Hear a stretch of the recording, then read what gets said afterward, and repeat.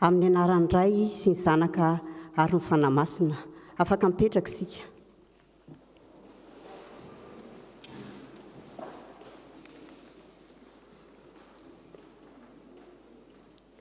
Ry havana malala ao amin'ny Tompo, ho an'izay rehetra malala an'Andriamanitra sady voantso no masina, ho aminareo aneny fahasoavana sy ny fiadanana avy amin'Andriamanitra raintsika Jesosy Kristy Tompo.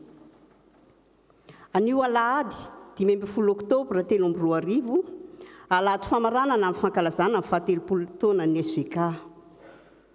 Amin'izany fotoam-pifaliana izany dia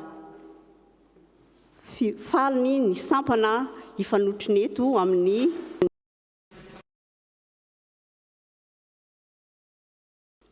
lohevitra hobanjintsika androany dia fiangonana manasa ny olona rehetra ao amin'ny fanjakan'Andriamanitra araka ny andinin-tsoratra masina manao hoe amin'ny anaran'ny Tompo. Dia nivoaka ho any amin'ny lalany ireny mpanompo ireny ka namory izay rehetra hitany na ny ratsy na ny tsara ary dia feno mpihinana ny fampakaram-bady. Matio 2:20. Amen. Zao dia hanao ny hirany ny hira faneva ny SVK.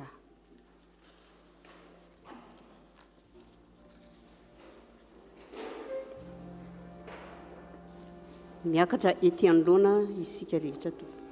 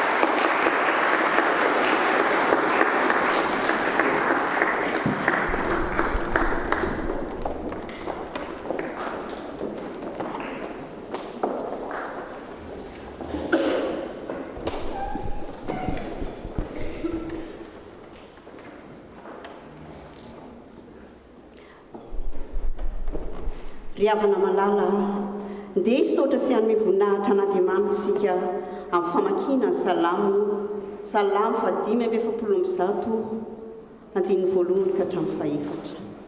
Rehefa vita izany dia hanao mivavaka feo hanao hira iray isika, hira raika amin'ny 7:7 ary tsy mipetraka isika raha tsy vita mivavaka feonana. Hiara-mitsangana isika eo am-panaovana izany. Amin'ny anaran'ny Tompo, hanandratra anao ao ry Andriamanitra mpanjaka, sy ankalaza ny anaranao mandrakizay kely, ankalazanao isan'andro sy hidera ny anaranao mandrakizay kely.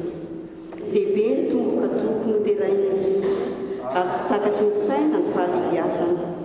Taranaka rehetra samy hidera ny asanao amin'izay mahatonga azy sy hanambarany asanao lehibe. Amen. Ataontsika ny hira faharaiky amin'ny 7:7 andininy voalohany sy faharoa fahatelo. Jesosy mpanjaka malaza.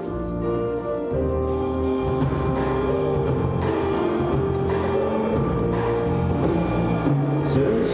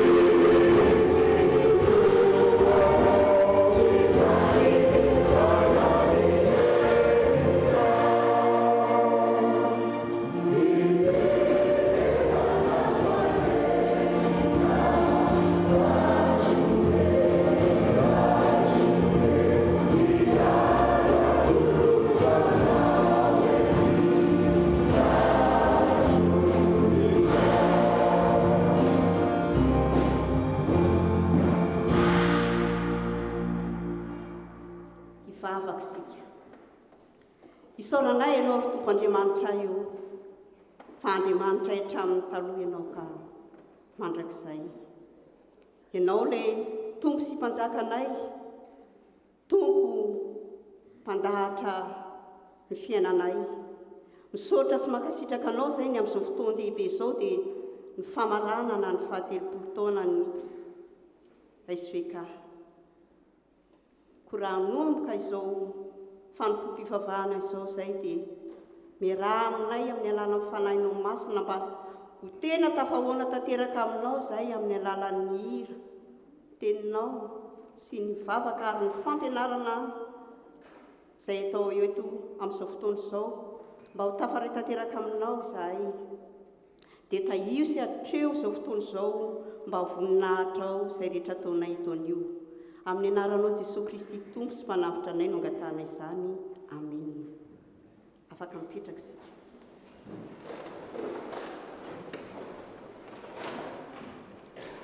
Ry havana, enohy am-panajana saintsaino ny teny manambara ny sitrapon'Andriamanitra.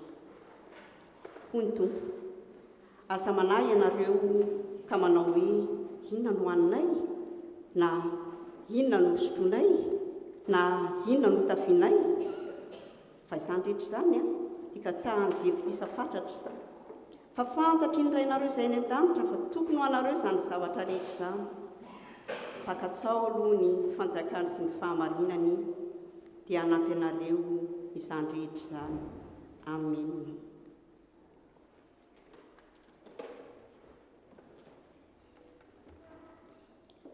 Ry havana malala, manoloana ny sitrapon'Andriamanitra dia matsiaro fa tsy tanteraka isika. Koa ndeha anaraka izao vavaka fiankenkeloka sy fivolana izao. Hivavaka isika. Tompo Andriamanitra io, nambara taminay teo ny sitraponao, ny tsy tokony ahabe fiahinanay. Lasa aminay koa anefa ianao, fakatsao fanjakanao sy ny fahamarinana. Fona aminao izay Andriamanitra fa tsy mahatanteraka izany izahay. Manao ny zavatra rehetra ataonay ambony zavatra noho ny fitiavana anao izahay. Ary mikatsaka zavatra hafa ihany koa, zavatra katsahanay, vola, harena, voninahitra, toerana. Ary ankoatr'izany dia manota aminao izay na amin'ny eritreritra, na amin'ny vava, na amin'ny fijerinay, na amin'izay rehetra ataonay, dia efa manao izay mampalahelo ny fanahina masina izay amin'ny fomba maro samihafa rehetra. Mamindrafo aminay Andriamanitra ary mamelany elokay noho ny amin'ny anaran'i Jesosy Kristy mpamony sy mpanavitra anay. Amen. Ataontsika mihira fa FFPM 300 ry Jesosy tompo tsara ao. Oh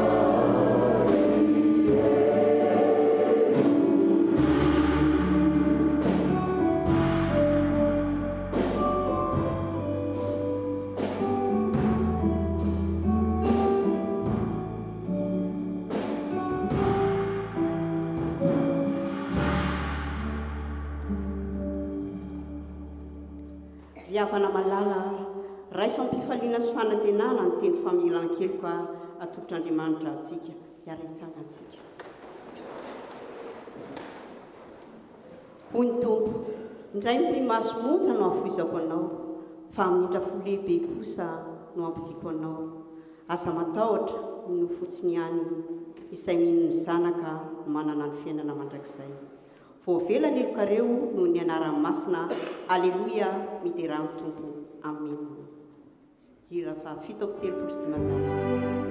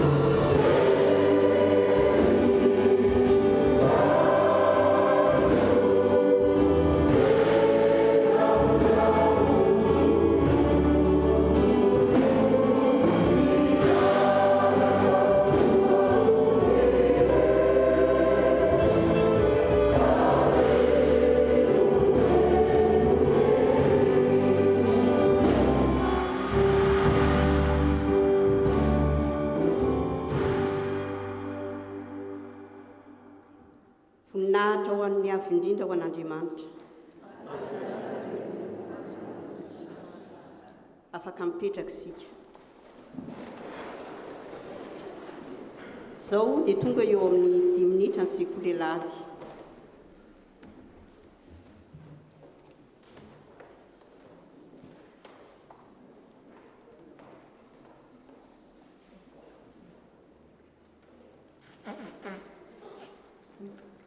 Pas de chant prévu pour le Sékoulalad.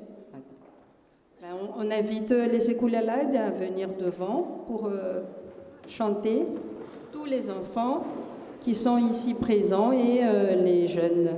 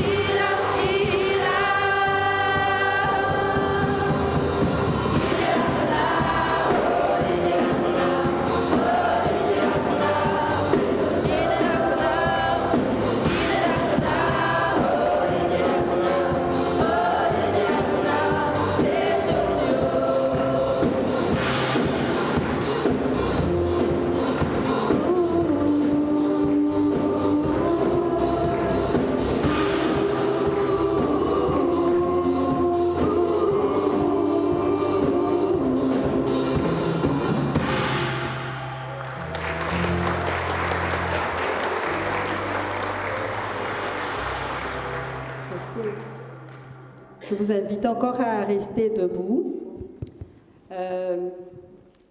Le passage sur lequel nous allons prendre le message de Dieu pour nous aujourd'hui se trouve dans l'évangile de Matthieu, chapitre 22, du verset 1 à 14 que je lis au nom de Jésus. Jésus, prenant la parole, leur parla de nouveau en parabole et il dit, leur parla, ça veut dire Jésus s'adresse aux scribes et aux chefs des synagogues, aux pharisiens.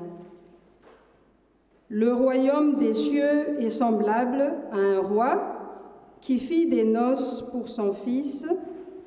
Il envoya ses serviteurs appeler ceux qui étaient invités aux noces, mais ils ne voulurent pas venir.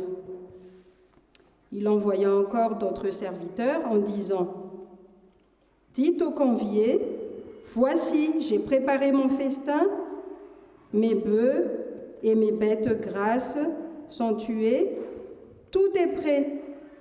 Venez aux noces, mais sans s'inquiéter de l'invitation. » Ces conviés s'en allèrent, celui-ci à son champ, celui-là à son trafic, et les autres se saisirent des serviteurs, les outragèrent et les tuèrent.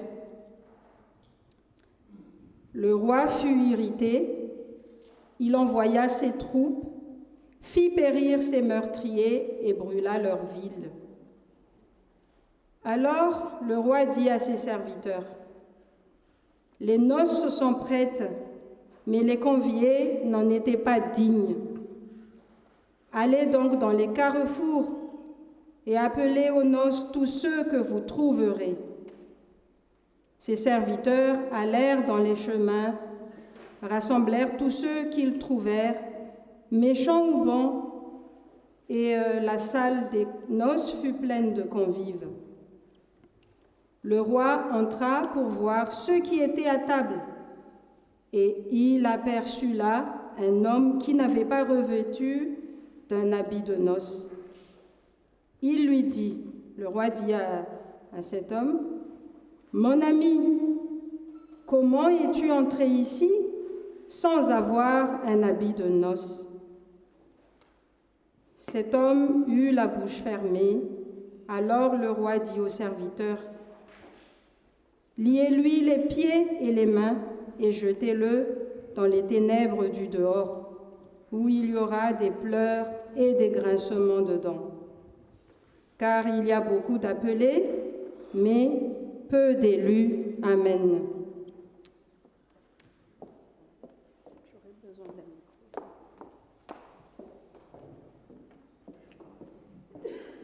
Rebonjour les enfants.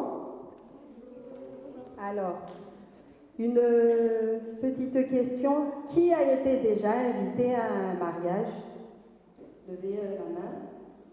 Tout le monde, hein? Bon, une autre question. Qui n'a jamais été invité à un mariage?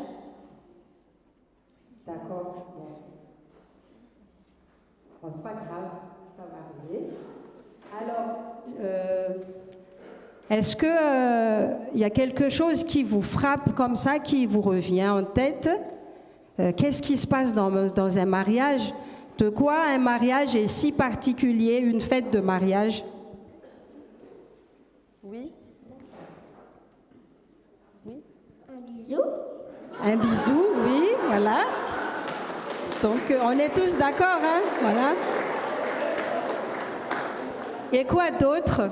Oui, ça, il y a plein de bisous au mariage parce que les mariés, ils se font les bisous et les invités aussi font les bisous aux mariés, n'est-ce pas?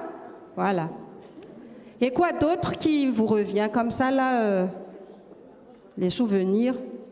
Oui, quelqu'un veut parler?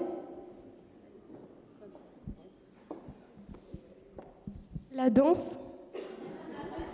Là, la danse. Le gâteau. La promesse qui se font entre eux. La promesse qui se font entre eux. Oui, la promesse. Et quoi d'autre? Le gâteau.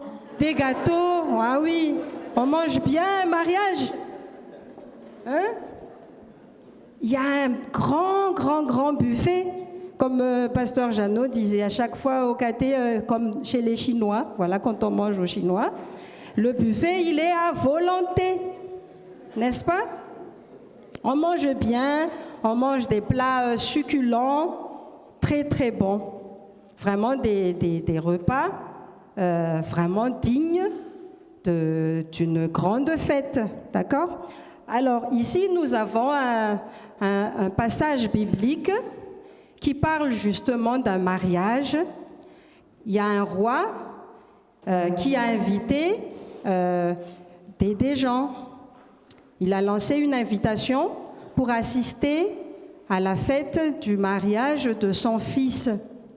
Et il y a un grand souci parce que, imaginez un peu, c'est le roi, le chef qui invite. Et là, le problème, ce qui est bizarre, c'est que ce sont les invités eux-mêmes qui refusent de répondre à cette invitation. C'est ça le texte que nous avons lu, hein. Vous imaginez un peu la colère de ce roi. Il est en colère parce qu'il a tout préparé, un grand festin. Tout le monde a eu des excuses. Et les excuses, c'est « Ah, je vais aller dans mon champ, j'ai quelque chose à faire de plus urgent. » Voyez? Ça signifie que les invités, ils n'acceptaient même pas donc l'autorité de ce roi. On peut le dire comme ça. Et en quoi ça nous implique aujourd'hui? Dieu nous invite aujourd'hui, tous les dimanches, à venir à l'église. Il nous prépare un festin royal qui est sa parole, que nous écoutons, que nous entendons à travers la prédication. Et selon les chants aussi que nous entendons, que nous chantons ici, tels que vous venez de faire, pour le louer. Donc, nous sommes les invités de notre Dieu. Il nous invite à venir à l'église, à venir en communauté, là où les sections qui se rassemblent, telles que, voilà, aujourd'hui nous avons nos chères mamans, nos chères tantines, nos chères cousines peut-être, qui sont membres de la SVK, le Saint-Peneuve Christiane. C'est aussi un lieu où le Seigneur aussi les invite à un buffet royal, à chaque rencontre, à chaque occasion où on entend la parole de Dieu.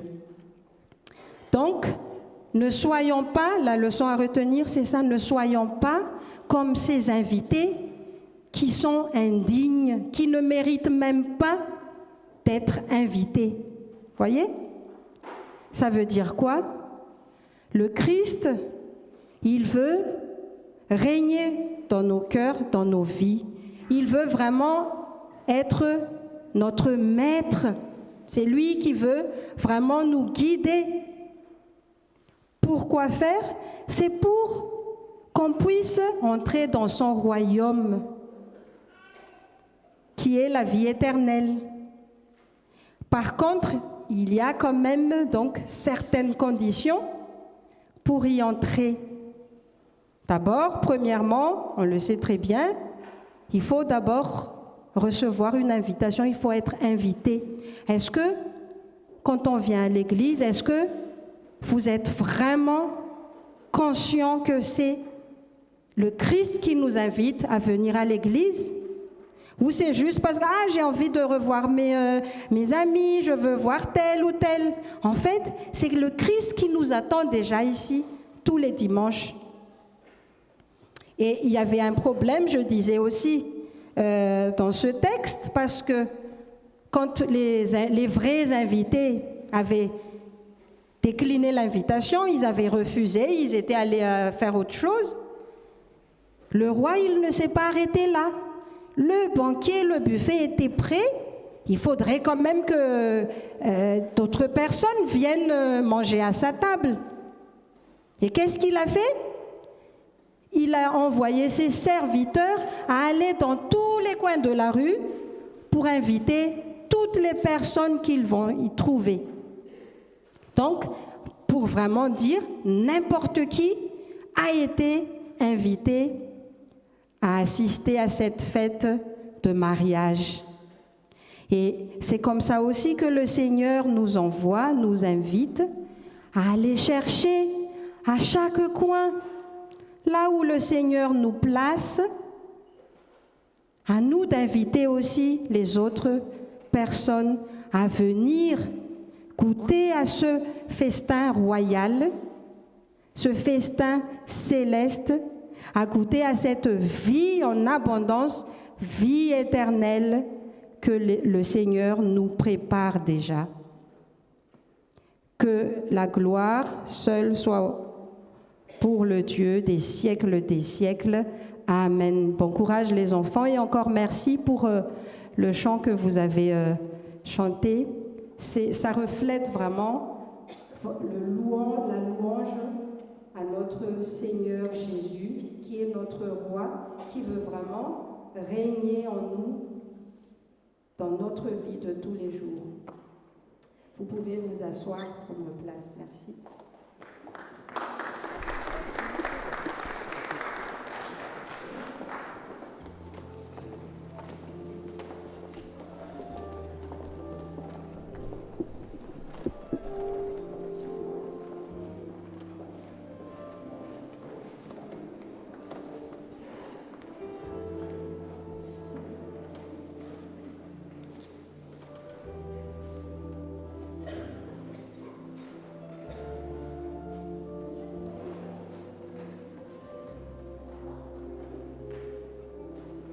Tonga eo amin'ny fotoana hiainona ny tenin'Andriamanitra isika mialohan' izany dia ataontsika ny hira fa 700 ny fanahy mpanazava. Ary mandritra izany no efa miomana ety anoloana ireo amaky-teny sy vavana.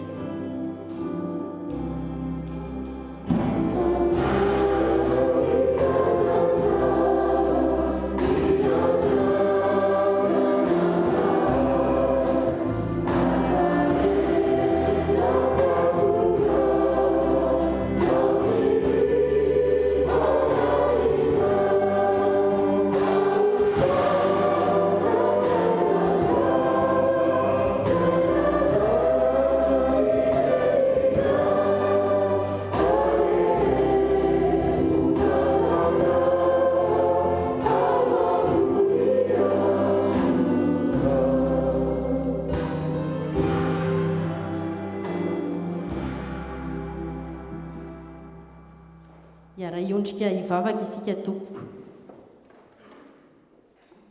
Andriamanitro, mbola feno fisaorana anao izahay satria nomenao famelan-keloka. Rehefa avy nosasanao madio izahay, dia mbola omenao koa teny fampianarana, ho vantsym-panahinay amin'ny androm-piainanay. Ampangino Andriamanitro ny tabataba ny fiainanay, omeo fotony sy sofina malady izahay, andraisanay izany teny maminao izany. Ny fanahinao any hitarika anay hatrany, tahio ny teny hotoriana, hiorim-paka ao anatinay, hiatrehanay ny andavanandrom-piainanay. Tahio koa ireo hitondra izany teninao izany, ho tariny fanahinao anie izy ireo, ka hilatsapaka ao anatinay ny fahamarinanao. Mitenena Jehova ô, fa mihaino izahay mpianatrao. Amen.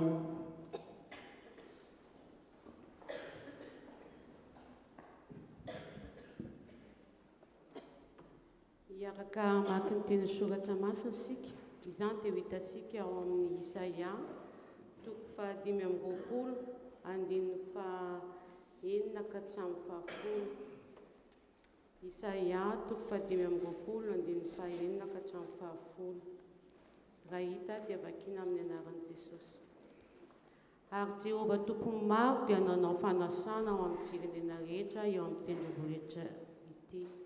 dia ny fanasana amin'ny zavatra matavy, fanasana amin'ny divay efa niotrika ela, zavatra matavy betsoka, divay efa niotrika ela sady voadio tsara, ary hofoanany eo amin'ity tendrombohitra ity, ny sorona izay manarona ny olona rehetra sy ny rakotra izay arakotra ny firenena rehetra. Hofoanany tsy hisy mandrakizay ny fahafatesana, ary Jehova Tompo hamafa ny ranomaso amin'ny tavany rehetra, sady hanafa tondro maso sy ny olona eny amin'ny tany rehetra, fa Jehova no efa niteny. Ary holazainy amin'izany andro izany hoe indro Andriamanitsika izay nasandra antsika hamonjy antsika, indro Jehova izay nasandra antsika koa dia aoka ho faly sy ho ravoravo amin'ny famonjena isika. Fa hipetraka amin'ity tendrombohitra ity ny tanan'i Jehova, ary ny moamba sy hosena eo amin'izay toerany, dia tahaka ny fanosoisena ny mololo miavosa amin'ny rano ao apahitra. Amen.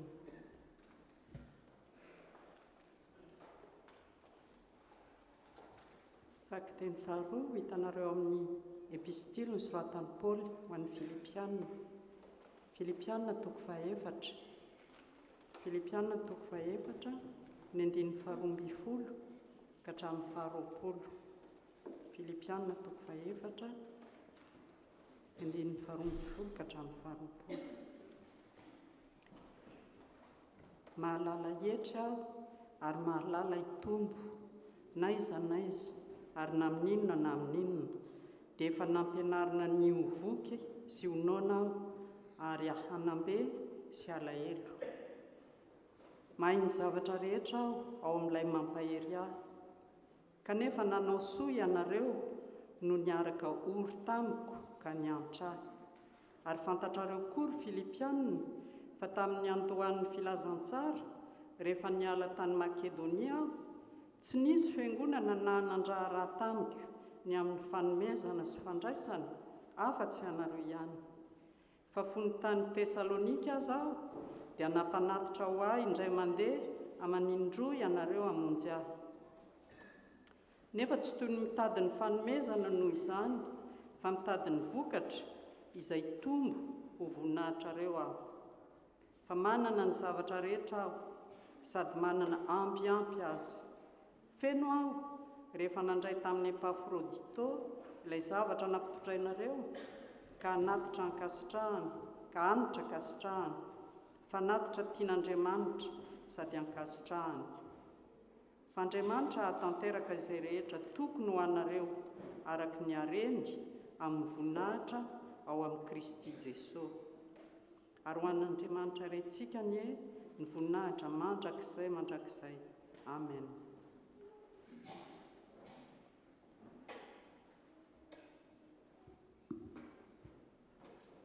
Dia ho faranantsika ny famakiana ny teny soratra masina.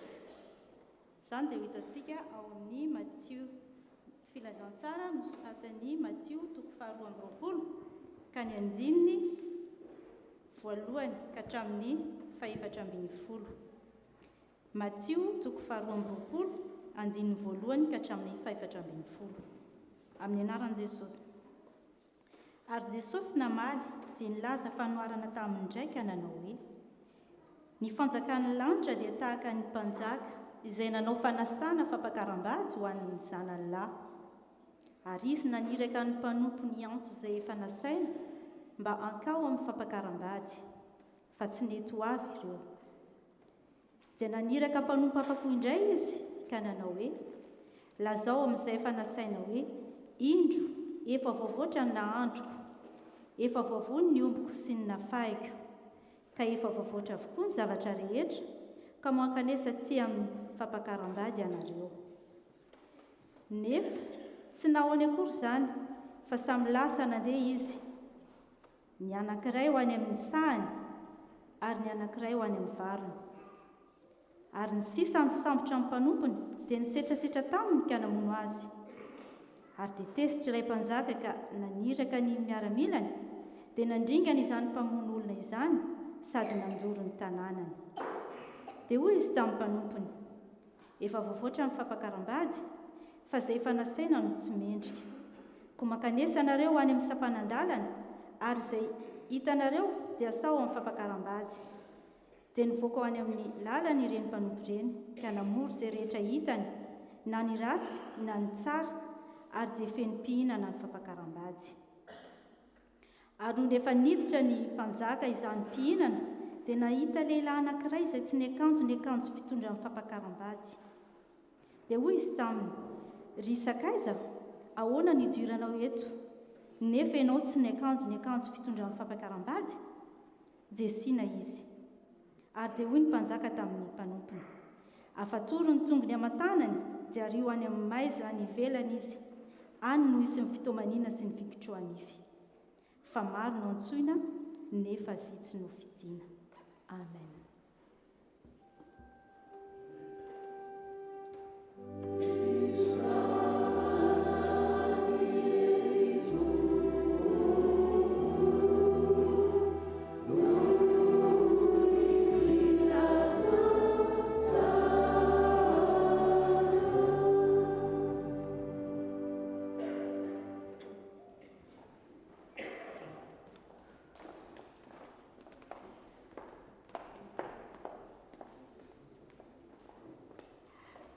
Mialohan'ny andraisantsika ny hafatra izay hoentin'ny mpanompony dia hiara-pitsanganana nanaovantsika ny hira fa 420 tompo mba eo.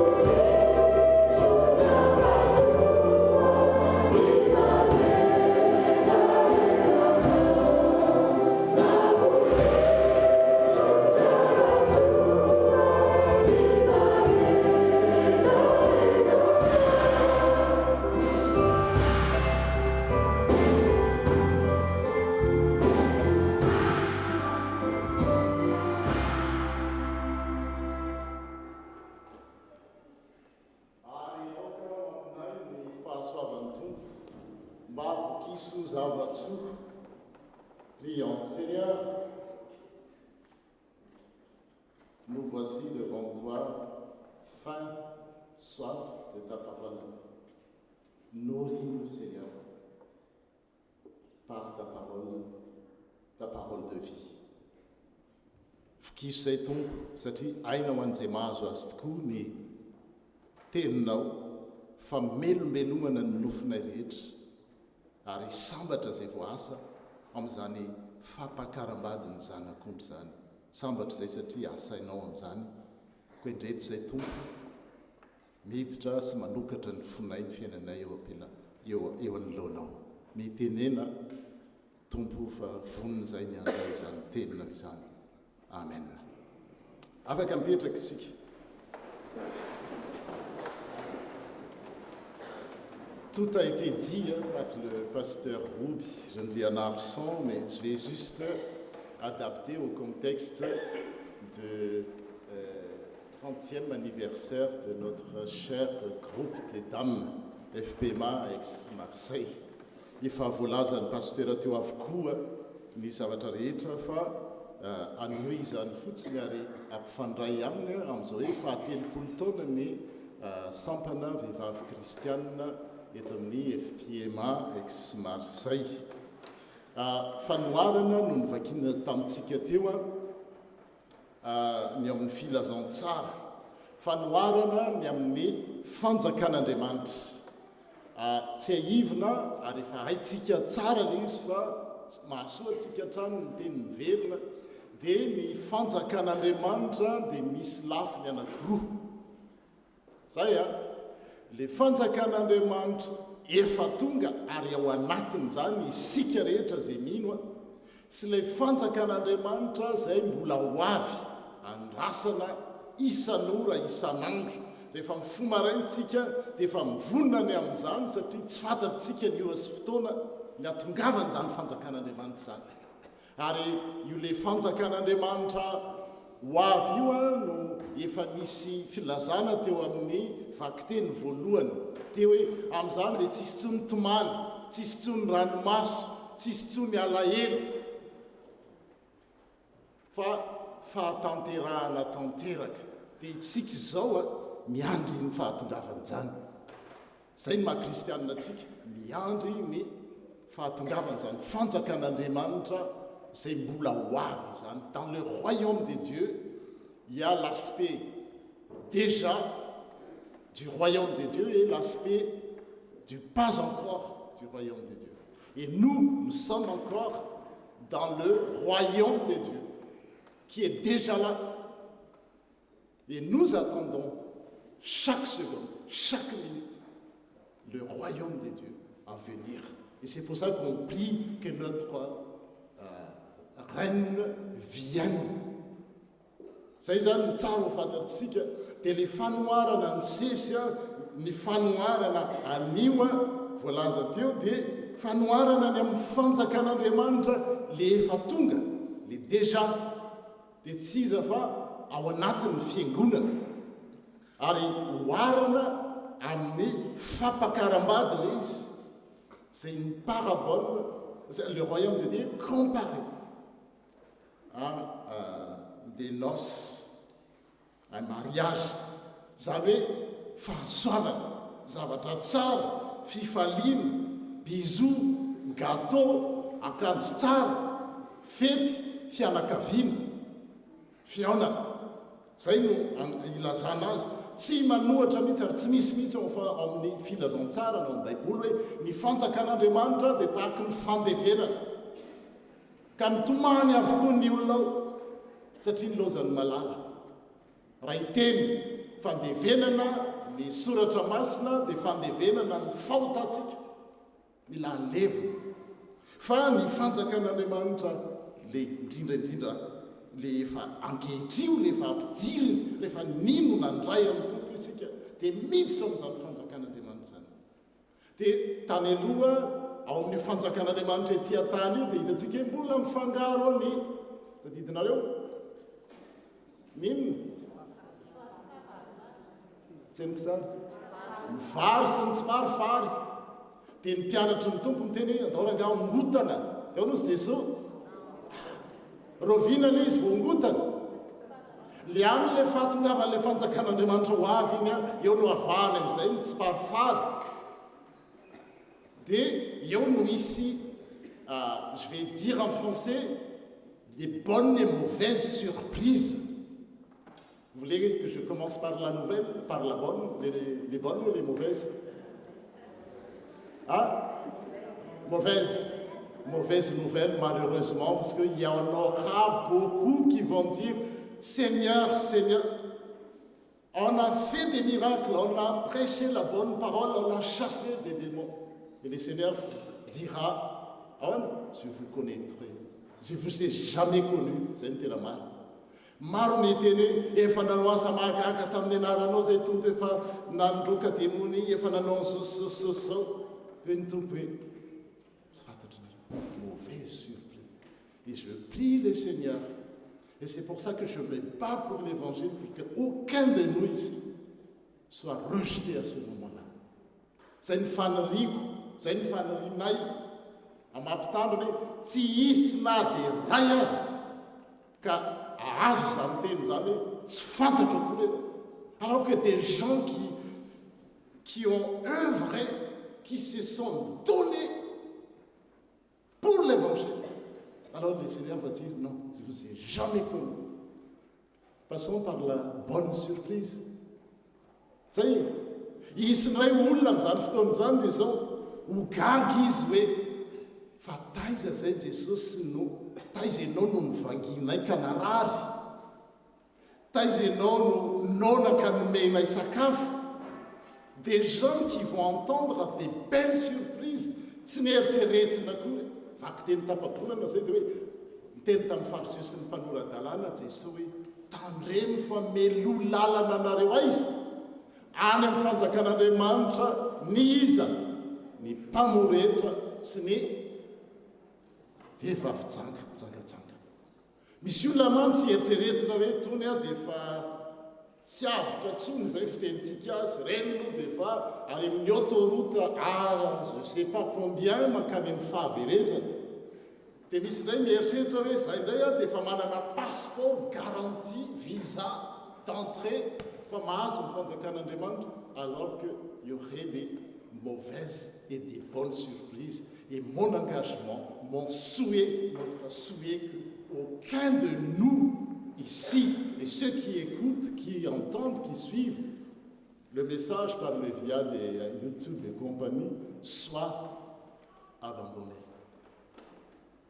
C'est un fiasco pour nous s'il y a un parmi nous qui dit ianona hono tsy aho, ianona hono nahazo hoe tena tsy fantatra ianao, ianona le miasa tao amin'ny fiangonana, le nanao zavatra be dia be tao amin'ny fiangonana, tena tsy amiko izy, tena izy ary nitaraina hoe zahay foana no manao am-piangonana, nefa hono tompoko hoe tsy fantatra akory. Wow, jamais de la vie ce soit ça. Fa ny tiana dia zao hoe misy olona ary tena hoe tompo fa taiza zay no namangy anao tany amin'ny figatrano, bonne surprise. Zay zany fampidirana mba hitanareo an'izy anohizana ny zavatra efa voalaza feno ny pasteur teo. Dia anio indray le izy le fanjakan'Andriamanitra etỳ tany oharina amin'ny fampakaram-bady, dia manan-karena anankiray, mpanjaka anankiray mba mpanambady ny zanany. Dia ny raha ny mpanompony iantso zay efa nasaina. Eto azavana kely satria tsy mitovy amin'le fanaontsika. Ny fanao tamin'izany à l'époque, un mariage c'est déjà connu bien à l'avance. Indraindray voakely aza ny zaza dia efa fantatra hoe iza no vadiny ary novina izy no anambady. Zay ny première invitation hoe anambady ny zanakitsika. Tout le monde eto zany tsy hoe mariage à l'improviste hoe anambady ny zanako tonga mpanjaka dia ohatran'izany. Eto efa deuxième invitation ty. Efa nandre avokoa ireo olona rehetrarehetra reo fa ho avy ny fanasana ohatrantsika zao anio zao sy hatrizay. Iza tamintsika teo no mbola parce qu'elle a posé la question qui n'a jamais été invité à un mariage. Il y avait quelques personnes, mais pour le mariage, le festin de noces, tout le monde est convoqué. On a déjà tous ici entendu que le Seigneur nous invite à un festin de son Fils un jour. Ça veut dire que si misy afa miala maina mihitsy izay tsy nandre. Ohatran'reto mpiana reto amin'ity tantara ity, reo olona reo dia efa nahalala tany aloha be des années hoe hisy fampakaram-bady ny zanaka io mpanjaka io. Première invitation. Dia ity lazaina teo ito efa le deuxième invitation de confirmation. Dia zao le izy hoe ary naniraka ny mpanompony izy hiantso izay efa nasaina mba akao amin'ny fampakaram-bady. Ça c'est la deuxième invitation. Ahoana no amakina azy, on a déjà lu en français, donc c'est plus la peine. Il y a une traduction. Des deuxième invitation zany hoe naniraka ny mpanompony izy hiantso izay efa nasaina fa ahoana tsy reto avy reo dia tsy ho avy. Zay zany deuxième invitation. Troisième invitation, verset 4. Dia naniraka mpanompo hafa indray izy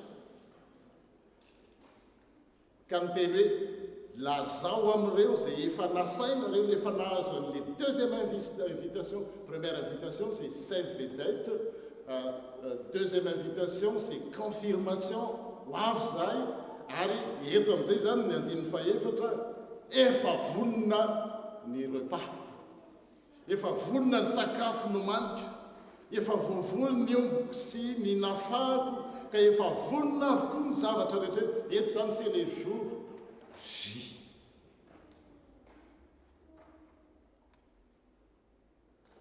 Ka tongava amin'izay amin'ny fampakaram-bady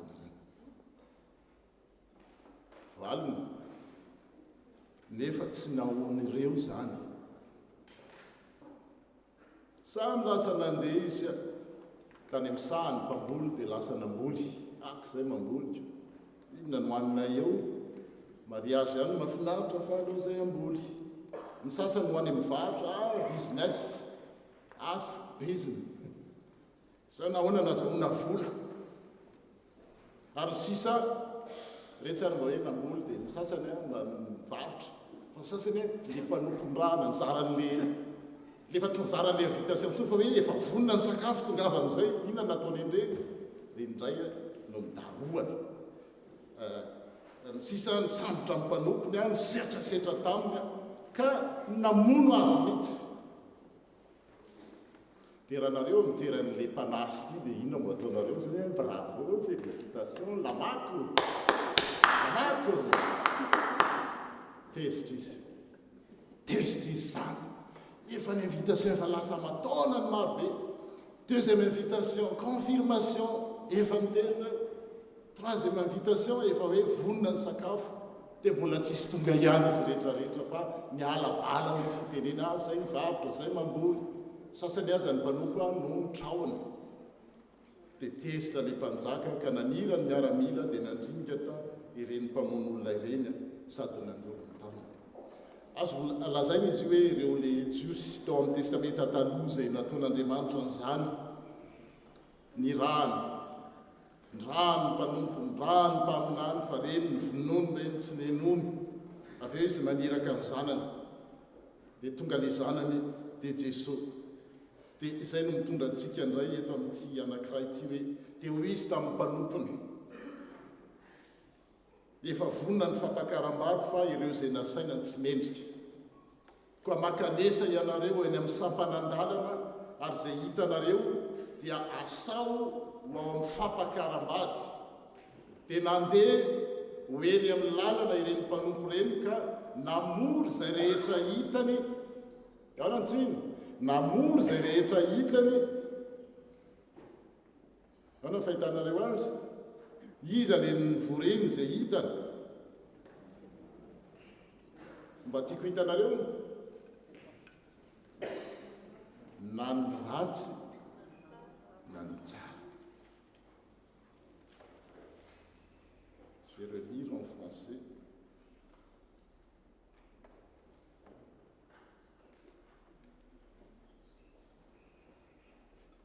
Matthieu 22, c'est à partir du verset 8.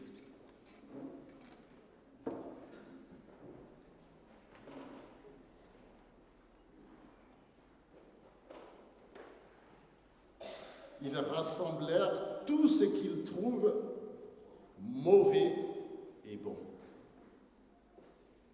Nasaina zany le olona teny mikarofory sisin-dalana rehetrarehetra teny tongava fefa vonona ny sakafo. Tsy ny fidianana mihitsy hoe mendrika izy na tsara izy na aviaizy izy na inona farom-piainana na inona niveau de viany na inona fahalalana fa natsona ho any amin'izany fanjakan'Andriamanitra zany. Zany tsisy niveau hoe izahay ihany dia eny an-dalana tongavinareo miditra ao amin'ilay fanasana. Viens, venez et voyez. Zay le hevitra apetraka amin'ity fiangonana ity hoe viens et vois. Ndrano ireo mpanompo ireo dia nangonina avokoa dia rehefa nangonina dia tsisy toerana bangabanga ohatran'ireny intsony fa feno craqué. La salle est complète. Ampidirina teny an-dalana ny olona dia andao fa misy sakafo ny are. Lasa tonga ataony olona rehetrarehetra. Tsy C'était bien jusque-là. Dia feno mpiara misakafo mifampakaram-bady. Feno la salle est vraiment pleine. Dia tamin'ny fotoana anankiray niditra amin'izay ny mpanasa le mpanjaka, le roi, no niditra le mpanjaka izany mpiara-misakafo ohatran'ireny hitanao rehefa misy manambady reny dia fanao dia lasa makeny amin'ny latabatra le mpanambady. Nahoana ny sakafonareo tsara, nahoana ny zava-pisotro tsara, nafinaritra veny zao, ohatrany mitety tonga. Io zany le mpanjaka zany tsy voisika ny namorona an'izany. Zavatra efa nisy zany. Fa zao teo izy no nahita hoe nisy amin'ireo le olona misakafo ao, inona zavatra tsikariny? Il n'a pas mis de vêtements d'habits de noces. Et eux n'ont gaga, oui. Mais comment ça se fait? On les a invités. Tsy nanana fotoana izy nakany amin'ny zara, nanao akanjo tsara tare ohatra ny SVK zao, na makany amin'ny 1, 2, 3, na que sais-je encore. Nareo mahalala indrindrandrindra ny vehivavy, ny mbola hoe mariage zany dia maquillage, ny akanjo tsara, misy ny sasany ary ny akanjo efa nanaovana amin'ny mariage ranona, tsy anaovana tsiny, maka ny coiffure, ny volo ohatran'izao, fa tia olona teny amin'ny sisin-dalana no nampidirina feno ny salina dia avy eo hoe tsy nanao akanjo izy. Ohatra mila vanina io. Hoe tsy mety an'izany eny an-dalana, sasany ary mbola miasa maloto, mety nanao travaux, dia miditra amin'ny fampakaram-bady, dia tia le mpanjaka miteny hoe ary ianao to tsy miakanjo ny fampakaram-bady ny voahomanao amin'ny fampakaram-bady. Tsy hitanareo rehetra mifanohatra ve zany zareo? Tsy otra mila vaniny ve ty Andriamanitra ty voatondra eto hoe asaina olona eny an-dalana eny an-tsena dia avy eo indray takiana akanjo fitondra fampakaram-bady nefa tsy nanam-potoana izy nakeny mizara sy namrosy malala netra zareo.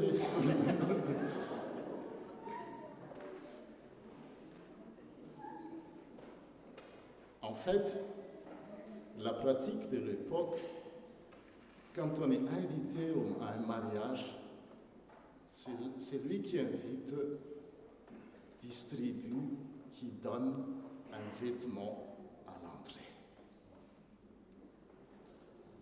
Tsy mila makany mizara. Tongava daholo tel que tsy makidorina hoe venez tel que vous êtes. Fa nisoratra masina. Tongava daholo. Ozinareo hoe izay maloto, tsisy olana. Ozinareo hoe izay mbola manana an'izao, pas de souci. Venez comme vous êtes. Mais on vous donnera l'habit. C'est lui qui invite, qui donne l'habit de noces.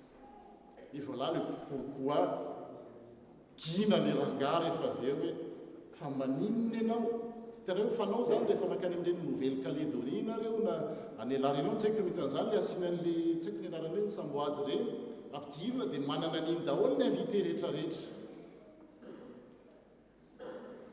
Dia rehefa mitodika amin'ilay vaky teny hoe que ta grâce soit avec nous. Ny fahasoavana iny a le antsoina hoe akanjo-pahasoavana. Justice vestimentaire, grâce vestimentaire, le atafin'Andriamanitra n'le olona izay tsy nitakiana tamin'ny fahamendrehany, fahaizany, nivoany, fahalalany, fa natsony izy ho ao. Fa zavatra takiana ho azy dia tokana manaiky andray ilay akanjo omena azy. Voilà l'évangile. On est à côté de la plaque si on ne saisit pas cette vérité fondamentale. Personne est digne. Ils ont tous refusé. Fa natsony izy dia teo ambaravarana ny mpanasa hoe tia ny akanjo-pahamarinana, tia ny akanjo-pahasoavana. Mendrika ianao raha matota fiditra ato. Tsy ny fahamendrehanao no natonga anao taonao tato, fa menanao zany, menantsika. Dans le moment où vous allez dire, comme ce monsieur-là, je n'ai pas besoin de cet habit. Il s'exclut lui-même. Ce n'est pas Dieu qui exclut les gens. Voilà l'évangile.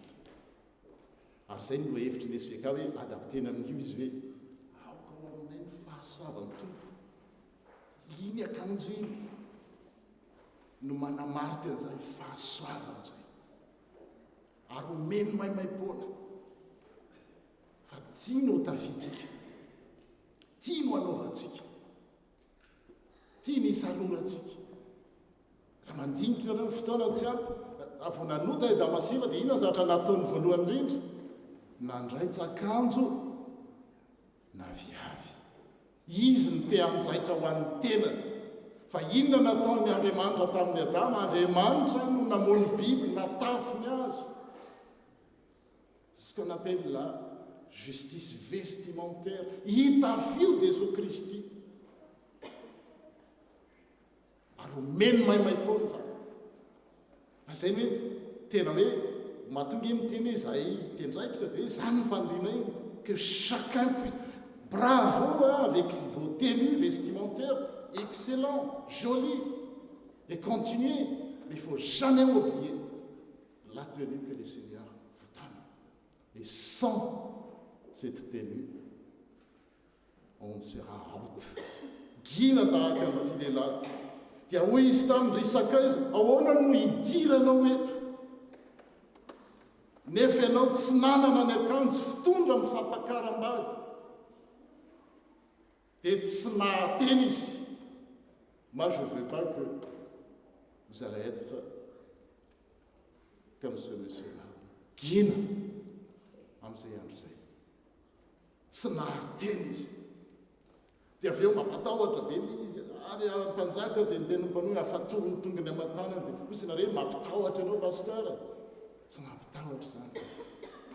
Tsy tiako amin'izany ianao. Ianao atao manindro, ianao atao mipala. Non, c'est pas mon intention, c'est pas nos intentions. Mba tsy ho gina ny tenena zany hoe le akanjo raiso tafio. Dia avy eo rehefa tafina dia indray ianao indray lasa mitaona olona, lasa mpanompo hoe midira ao amin'le fampakaram-bady ny zanak'ondry. Zay no andraisana ny tenin'Andriamanitra raha vao tsy zay le izy dia lasa ohatra ny contradictoire hoe ahoana koa ary zany eny moron-dalana ve no asaina dia avy eo indray dia aiza ny akanjo? Non, akanjo omeny eny ampidirany, omeny maimaimpona. Tsy mila hoe manahoana ianao na aveza ianao averiko ihany izy, fa tena omeny. Fa miakina aminao tahaka amin'ity lehilahy ty hoe za tsy mila izany satria za efa mendrika. Mes habits sont vraiment des luxes et des qualités.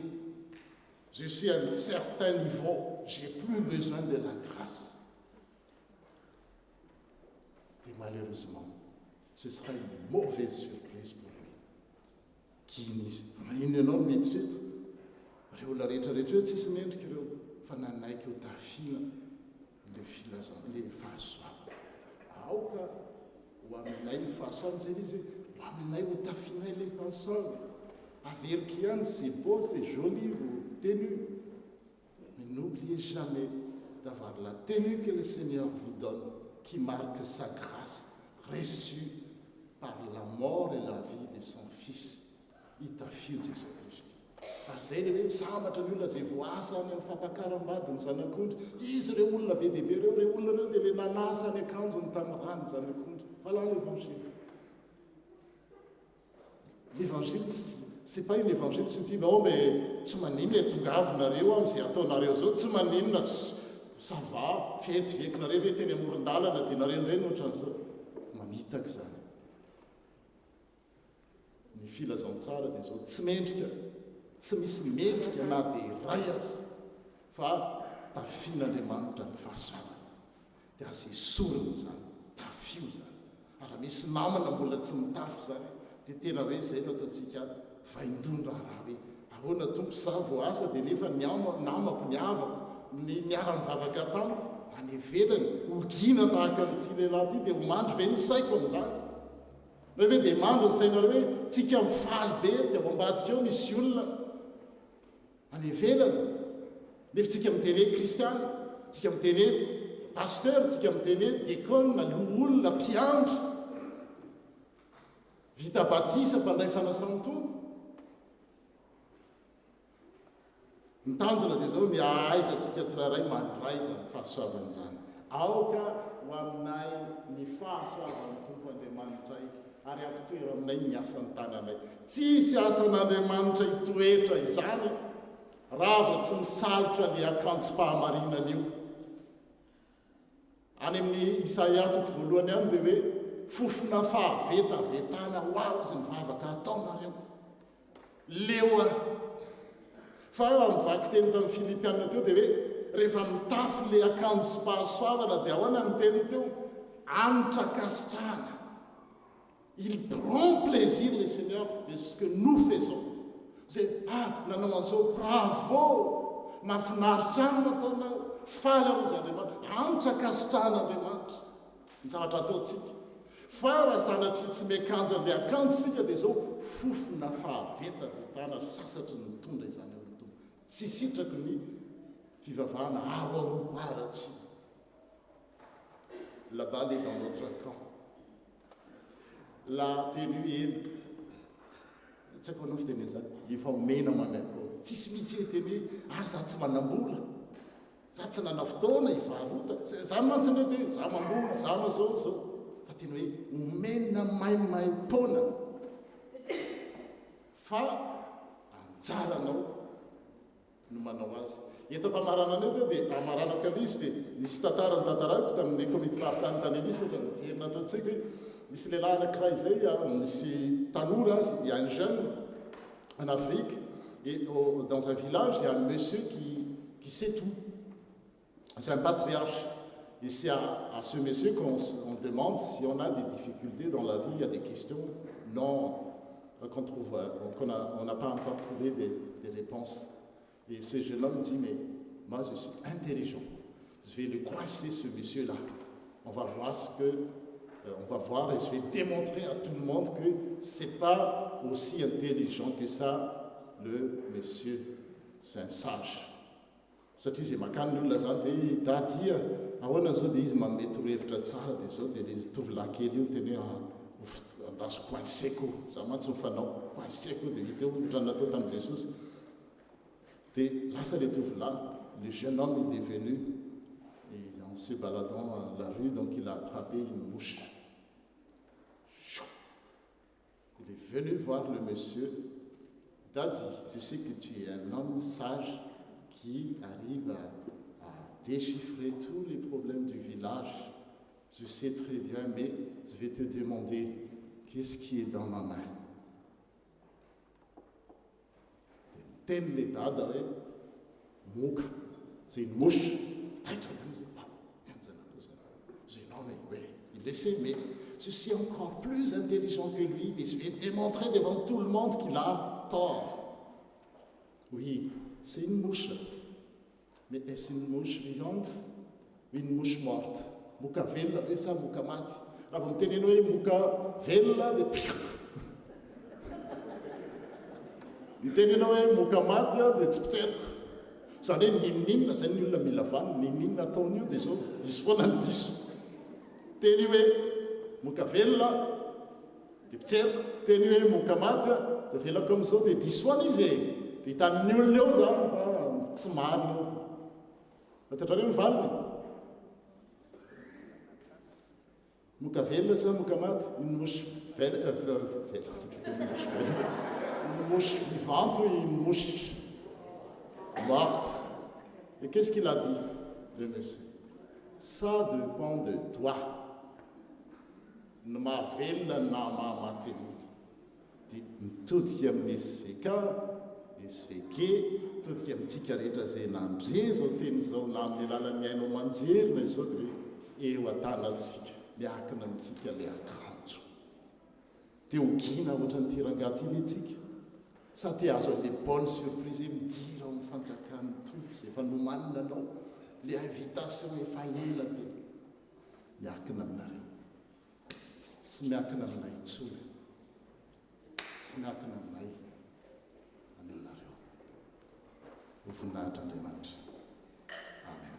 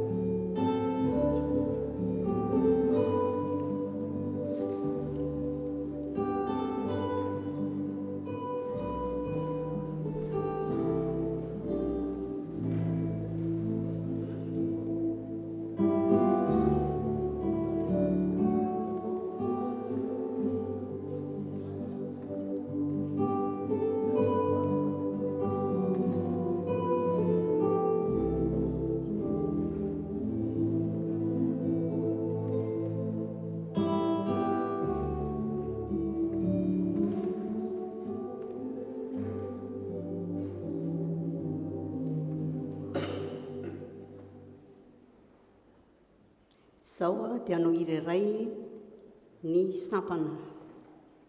Manasa ny sampana SVK hiakatra ety, ny AMAFI, ny SLK ary ny sampana fifoazana. Aza ilozanao.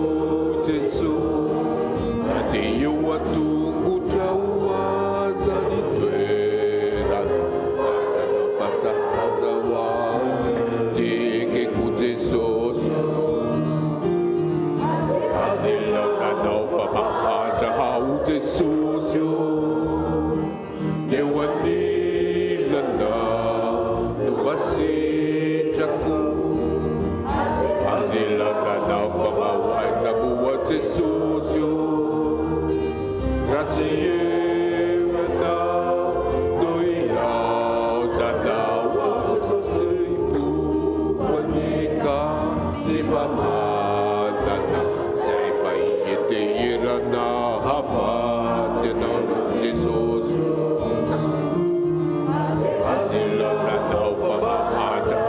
Jesus eu anila na do basija anila zadau famawa zamua Jesus gratie eu na asilau zadau Jesus sikifu anila zimama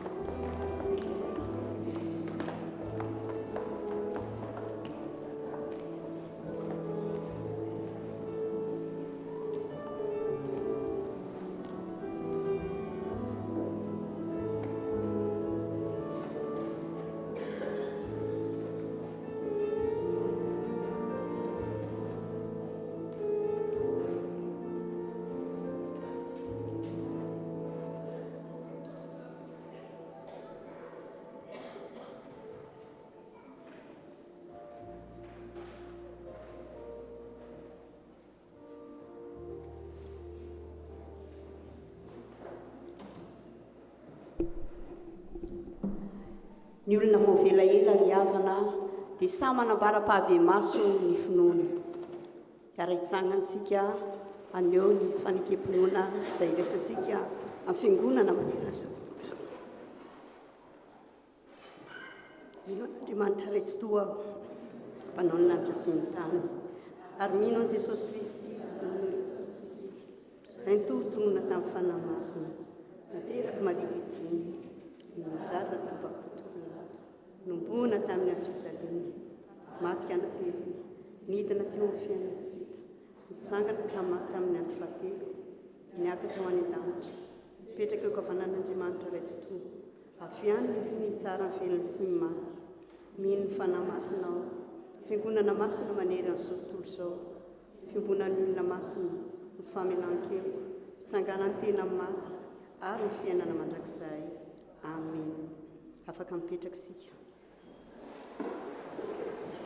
Tonga eo amin'ny fotoana filazan-draharaha. Angatahana ny tompona anjara fitsanganana.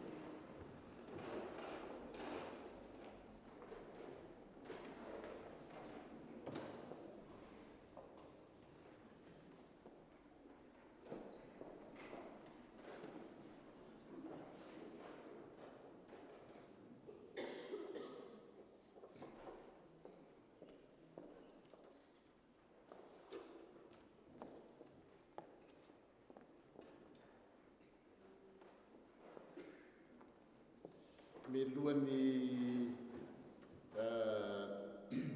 irosona amin'ny vaovao-piangonana dia nanapaka ny komitiny tafo izay nyvolomaly ary efa fanaontsika melohan'ny fanavaozana ireo mpiandraikitra eto amin'ny fiangonana isika foy ihany ny tao ny teny izay ho raisina satria fantatsika fa amin'ny 25 ny volana novembre izao dia anaovao ny mpiandraikitra eto amin'ny tafo isika izany mpiandraikitra izany dia ireo diakona sy ny loholona ary aorianan'izay koa no anavaozana ny izay filohan'ny sampana sy ny mpiambana amin'ny braon reny sampany ireny izany dia mialohan'izany dia misy fanaontsika foana ny fanetanana fandinihan-tena fampahafantarana ny amin'izany adidy masina sy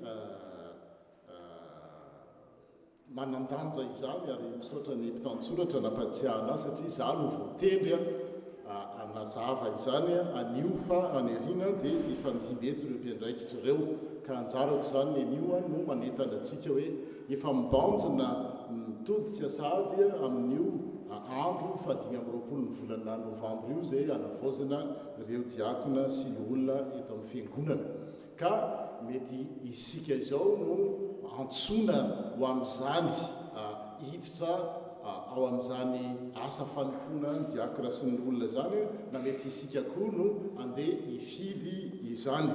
Ny zavatra hitariana ny saina fotsiny mba tsy hanao zavatra teny lava sy maro dia ny asa ny diakona sy ny olona areo filohan'ny tafo dia tsy inona fa manasa olona hiditra amin'ny fanjakan'Andriamanitra. Zay raha ohatra ka zany fehezina amin'ny fehezanteny fohy indrindra FKI dia hoe ny asa ny diakona sy ny olona dia mitaona mampiditra ny olona rehetra tsy akanavaka hiditra ao amin'ny fanjakan'Andriamanitra etỳ tany dia tsy inona zany fa ny fiangonana. Avy eo Andriamanitra no anafy an'ireny olona reny ny akanjo-pahasoavana, tsy pasteur, tsy nizaniza ato amin'ny fiangonana no miambo manome an'iny an'Andriamanitra miaraka ny toriteny teo. Ary ny diakona dia atsoina hanao zany asa masina zany ary mifanandrify indrindra amin'ny vinan'ny fiangonana, amin'ny vision de l'église hoe viens et vois. Atsotsika ny olona mety tsy haintsika zany mitoro filazantsara ohatra ny fanao tany amin'ny tany hafa manao tafika masina ohatran'izao fa dia lasa makany itsika indray miantso hoe tongava fa Andriamanitra ahita n'Andriamanitra nareo, ahita ny fahasoavan'Andriamanitra nareo. Zay zany no ho atao amin'iny ka mitaona antsika rehetra zany hoe mety tonga ny miatefeny aminareo zany antso zany dia tsy sanatria anao tahaka an'le teo amin'ny vakiteny teo hoe zay mbola ho an'ny tsaha. Hitanao le prétexte be dehibe miasako ane ohatr'izao, zany hoe lavitra mipetraka, zany hoe mbola misy an'izao zao. Tsy zay le izy fa ny tompony teny fantany zay. Mbola tsy niantso anao akory izy dia efa fantany daholo ireo zavatra rehetrarehetra ireo. Ireo fanontaniana baraingy be dehibe ireo fantany ireo. Ary ireo aza ilamina rehefa misalotra le akanjo pahasoavantsika. Dia miatefeny amintsika tsirairay izany teny izany, hiomana ny amin'izany. Rariny sitsiny tena zany mbola tsy tanteraka. Zany mbola ohatran'izao soso. Tsy miantso olona tanteraka ny tompony fa miantso olona tsy tanteraka fa izy no manefy azy. Venez tel que vous êtes, mais c'est le Seigneur qui va vous transformer comme il le veut. Dia tongava fa ho hitanao zany fahasoavan'Andriamanitra zany. Izay koa nijerentsika ny asam-piangonana eto amin'ity fiangonana ity.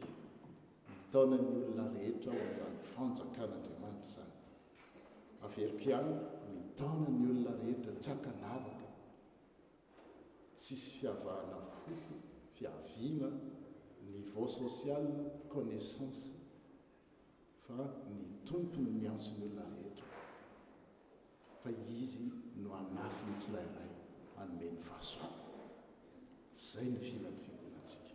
Ny tompony no mitaiza sy manova ny olona araka ny fotoana, araka izay itiavany azy, tahaka ny hanomezany fanomezam-pahasoavana ny olona tsirairay, tahaka le Seigneur donne des dons spirituels à chacun comme il veut. C'est pas notre boulot. Notre boulot que le Seigneur nous demande, c'est de faire venir les gens dans le royaume de Dieu sur terre. Ça y est, c'est une fausse soute.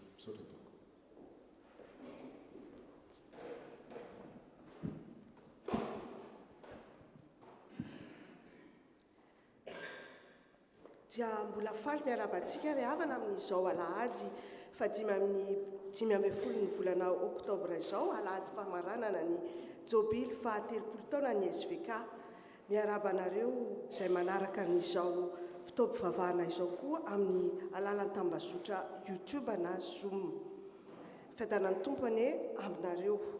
Misaotra ny président ny SVK Antakazafy Mahatratritsika nitondrantsika tamin'ny fitaovam-pivavahana ary any pasteur Janora Andrenandrasana nitondra ny tenin'Andriamanitra. Misaotra koa ireo rehetra izay nandray anjara tamin'ny fanatotosana izao fotoana izao. Faly miaraban'ireo koa izay tonga eto manotrina antsika amin'izao taona famaranana zobily zao ary faly koa miaraba raha ohatra ka misy sambany amintsika vao tonga eto amin'ny Tafax Marseille dia mba miangavana azy mba hitsangana tompoko ho ara-bain'ny fiangonana. Tsy misy dia tsika menakavy azy fa dia faly miaraba anareo tafo avy any Nice zao ny hitako eto tonga manotrina ny sampana vehivavy dia ho tahiny tompo eny ianareo mitondra ny fiarabana koa hitondra fiarabana ny fiangonana avy aty Marseille ho an'ny tafo Nice dia ho tsara mandroso sy ho tsara hiverina fa tsy handrosotsony moa zao fa ho tsara hiverenana tompoko. Toy izao ny fandaharam-potoanantsika manaraka ny lahady 12 ny volana oktobra amin'ny lahady izao dia culte d'ouverture ny taom-pianarana tily. Zany dia anasaina ny tily rehetrarehetra. Asaina koa tsika komity ho tonga amin'ny 10 ora aty amin'ny trano efitra anao ny fitaombavaka izay afa-tapatsika omaly miaraka tamin'ny olona.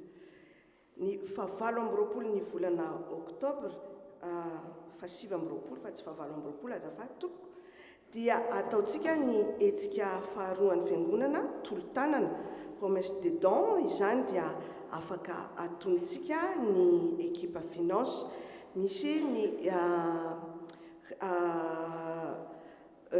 responsable amin'ny commission zany andray fitenenana avy eo nazavatsika an'izany fotoana izany.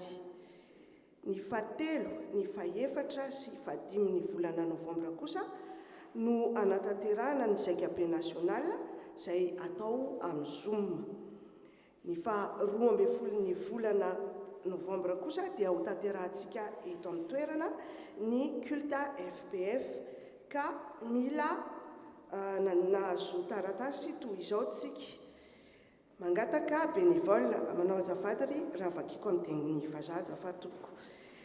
Samedi de 11 à 16 heures, nous avons besoin donc de bénévoles pour nettoyer le parvis, préparer la salle, les tables et les chaises, etc. De l'aide est attendue la veille aussi pour débarrasser les chaises, le transport des chaises et des tables. Donc merci d'envoyer du monde. Plus il y a du monde, plus ce sera rapide. Donc pour la journée du dimanche, nous avons besoin d'une 40aine de bénévoles. Et si on est plus, c'est mieux. Pour l'accueil, servir des boissons, ranger les bancs, servir le café et ranger à la fin de la journée. Les bénévoles ne s'engagent pas à faire tout dans la liste. Mais il faudra du monde pour se répartir la charge. Donc, ils sont attendus à 10 heures le dimanche pour faire le briefing de la journée. Et ceux qui s'engagent à ranger en fin d'après-midi seulement ne sont pas obligés d'être là dès 10 heures et peuvent venir à l'horaire normal. Mais ils s'engagent évidemment à rester plus tard. Le culte débutera à 10h30, suivi d'un repas tiré du sac et un après-midi avec des jeux et un forum, et se terminera à 15h30. Nirakitra asitsika tamin'ny voalohany volana oktobra dia mitôtaly 1604,70 €. Nirakitra asitsika tamin'ny tamin'ny fahavalon'ny volana teo, tamin'ny fahavalon'ny volana ity toko azafady, dia 535,70 €. Totalin'ny alahady roa ireo zany dia 2140,40 €. Ny ekipa finance dia vonina hatrany andrainy voaloam-bokatra etsy aoriana ary manatenantsika ry havana amin'izany satria betsaka tokoa ny ireo asa miandry antsika ary mila fanohanana avy amintsika izany.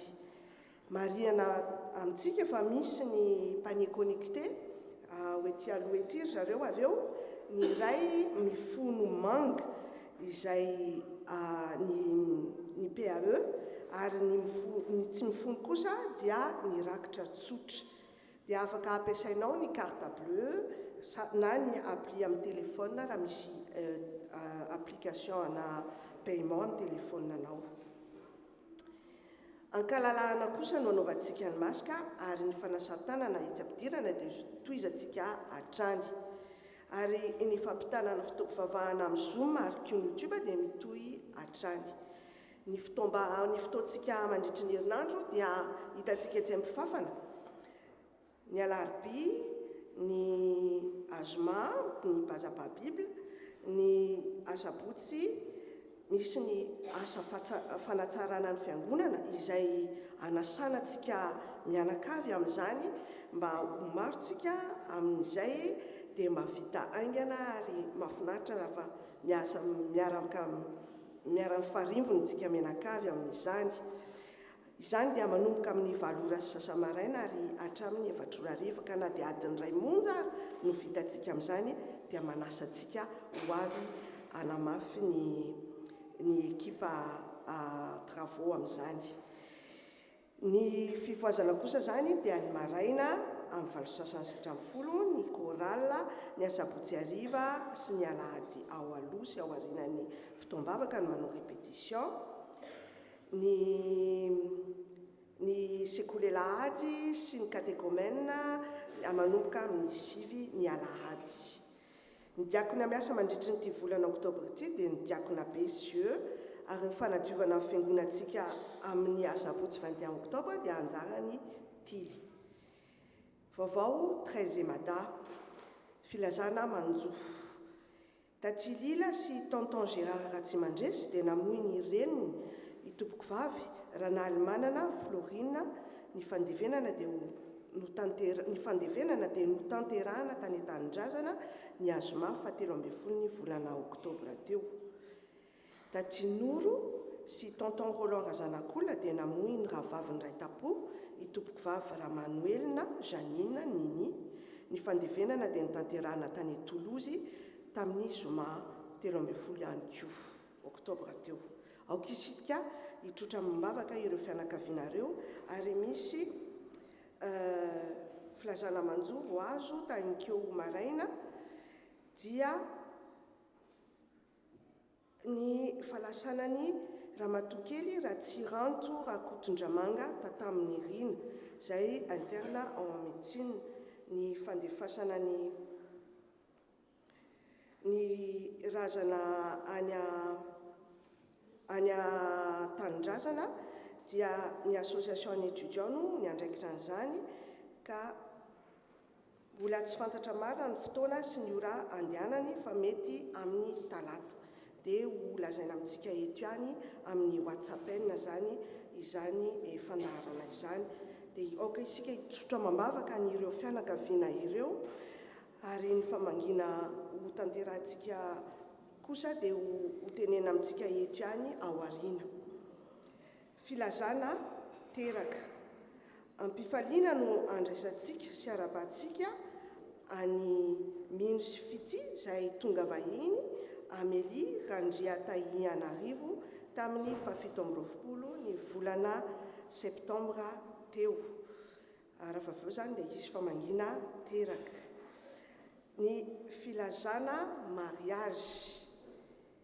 Monsieur et Madame Natelhoff, Alain et Chantal, Monsieur et Madame Racout Henri et Maria ont l'honneur de vous faire part du mariage de leurs enfants, Natelhoff Pascal et Racout Francine. La cérémonie religieuse aura lieu le jeudi 26 octobre 2023 au château Bas d'Omela, 34 230 Omela. Merci de porter en prière cette union. Consultation médicale. Isaky asabotsy tsy haiko raha eto i Francine azafady tsopoko sy Pascal non? D'accord. Isaky ny azafady tsopoko ny consultation médicale atsika dia isaky ny asabotsy voalohan'ny volana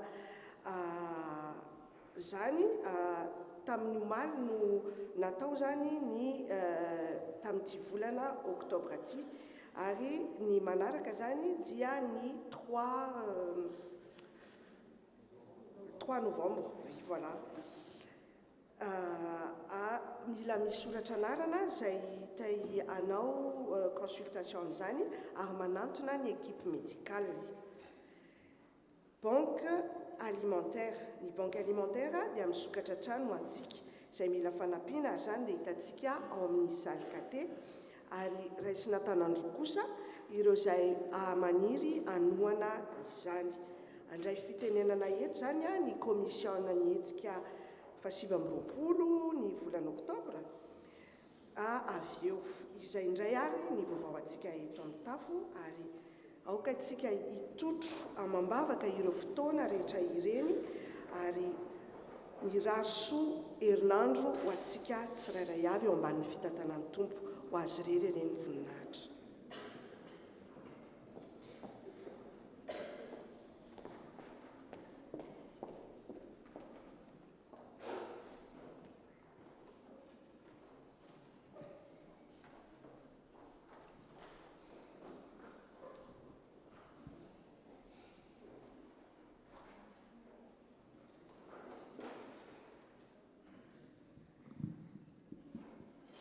Que chacun donne comme il l'a résolu en son cœur, sans tristesse ni contrainte, car Dieu aime celui qui donne avec joie. 2 Corinthiens 9, verset 5. Des antenzania no mbola iarabanantsika rehetra amandray fitenenana ny tena koa hitondra fanazavana misimisy kokoa momba ny hetsika izay ataontsika amin'ny 25 ny volana oktobra.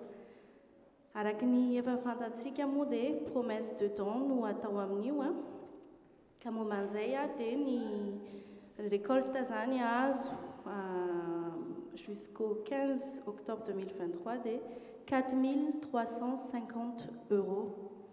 Ny tanjona moa dia eo amin'ny 7 400 € eo no tratrarintsika zany mandra-pahatonga n'io fotoana io 29 octobre dia mbola manentana antsika anome arak'izay vitantsika mba hatratrarana ny tanjona.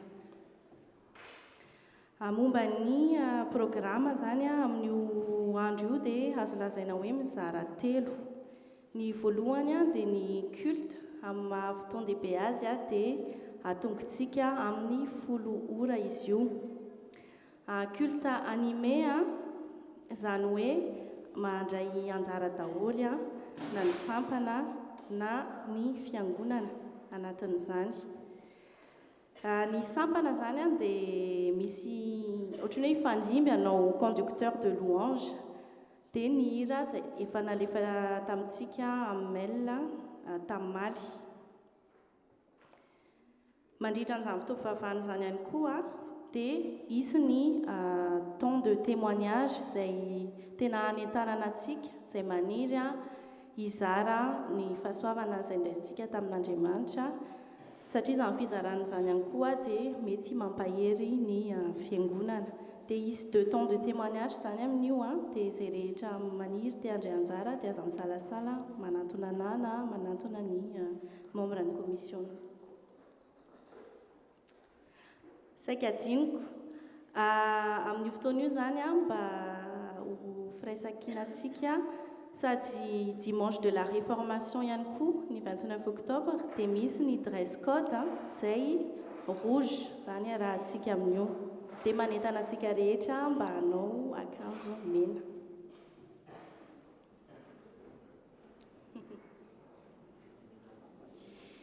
Vita ny fotoam-pivavahana dia misy ny repas agapé. Ny repas agapé io zany dia samy mitondra sakafo saingy efa défini zany ny laoka anankiroa hisafidianantsika. Ny anankiray henan-kisoa ravitoto dia ny anankiray akoho nahandro gasy. Zay ilay izy. Dia misafidy zany tsika amin'io ny vary efa misy ny desera eto amin'ny fiangonana. Ny fatrany mihoatra kely noho ny isan'ny famille ho avy zany.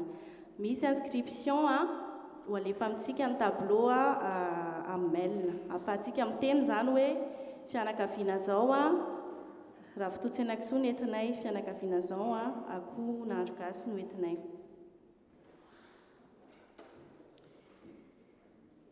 Vita ny azafady mandritra ny agape zany a dia misy ny scène ouverte izay anentanana antsika rehetra izay maniry hira, izay maniry andia, hanolotra poème, izay rehetra tiantsika hifampizarana. Raha mbola misy tianao témoignage mandritra an'izany agape zany dia raisina tanandreo ihany koa ny fandraisanareo anjara.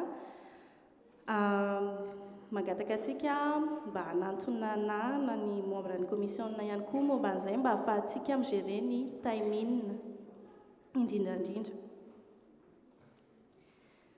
Vita ny sakafo dia hisy jeu kely sy manintsana mandihy kely tsika izay entan'ny zanakitsika. Vita izay rehetra izay zany hoe amin'ny salle de fête zany tsika manao an'izay dia vita izay rehetra izay dia mifandrimontsika mandamina ny latabatra sy ny seza. Important be ihany koa adiniko mandritra ny sakafo mba tsy ho lany fotoantsika amin'ny hoe manao vaisselle, manao an'izao manao an'izao mba tatahitsika zany ho fotoana amin'io mba ataontsika fotoana amin'ilay mifaly kokoa dia samy mitondra couvert amin'io zany. Vao vita ny sakafo dia samy mampirina ny couvertany dia miaraka mandamina ny latabatra sy sezitsika dia en dernière partie an'ilay journée zany dia miakatra tao-piangonana tsika fa hisy seho an-tsehatra na théâtre izay atolotra ao antsika. Ary ny titran'io théâtre io dia Viens et vois, izay efa lazainantsika foana zany matetika isan-kalahady eto, hitaonany olona ahita ny herin'Andriamanitra anatin'ny fiangonana. Dia anatin'izay théâtre izay dia misy fandraisana anjaran'ny sampana ihany koa mandravaka an'ilay tantara zany dia efa nalefa amintsika ihany koa. Aza manano sampana fa hira efa haitsika ilay izy, tsisy hoe zavatra vaovao be. Dia izay angamba ny momba ny programme, tsisy adiniko dia manentana antsika tsirairay avy tsy hakanavaka izay maniry andray anjara amin'io andro io ninona tianao atao dia manantona fa jerentsika ny fomba hanaovana azy mandritra an'ilay journée. Dia an'Andriamanitra reny ny voninahitra.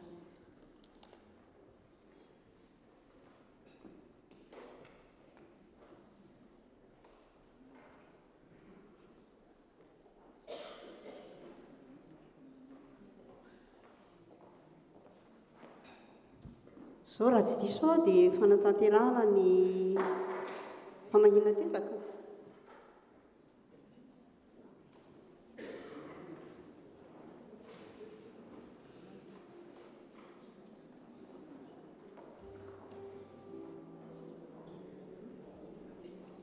Angatahana ny komity hiakatra ety anoloana azafady.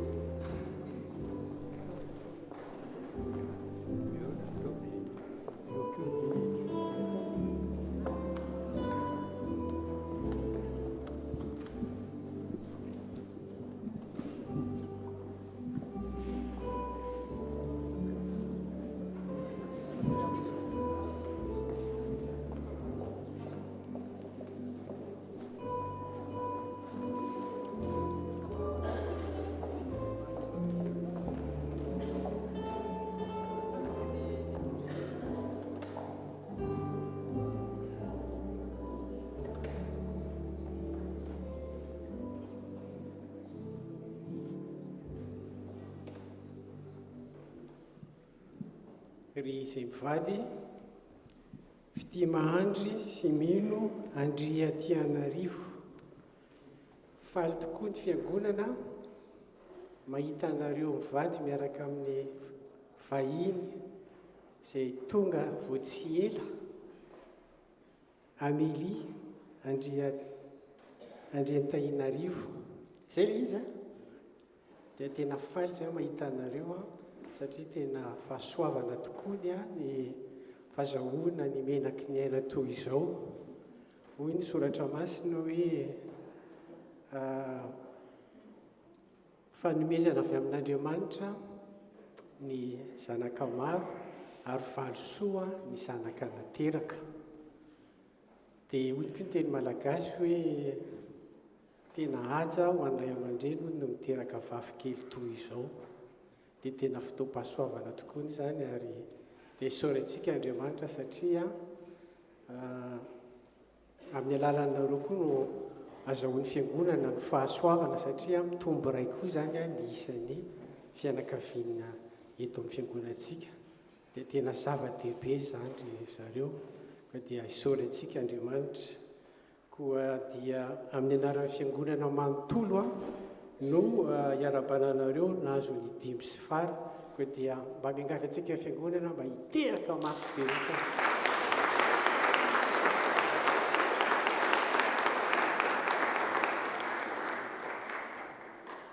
Koa dia araka izany dia araka ny fombantsika malagasy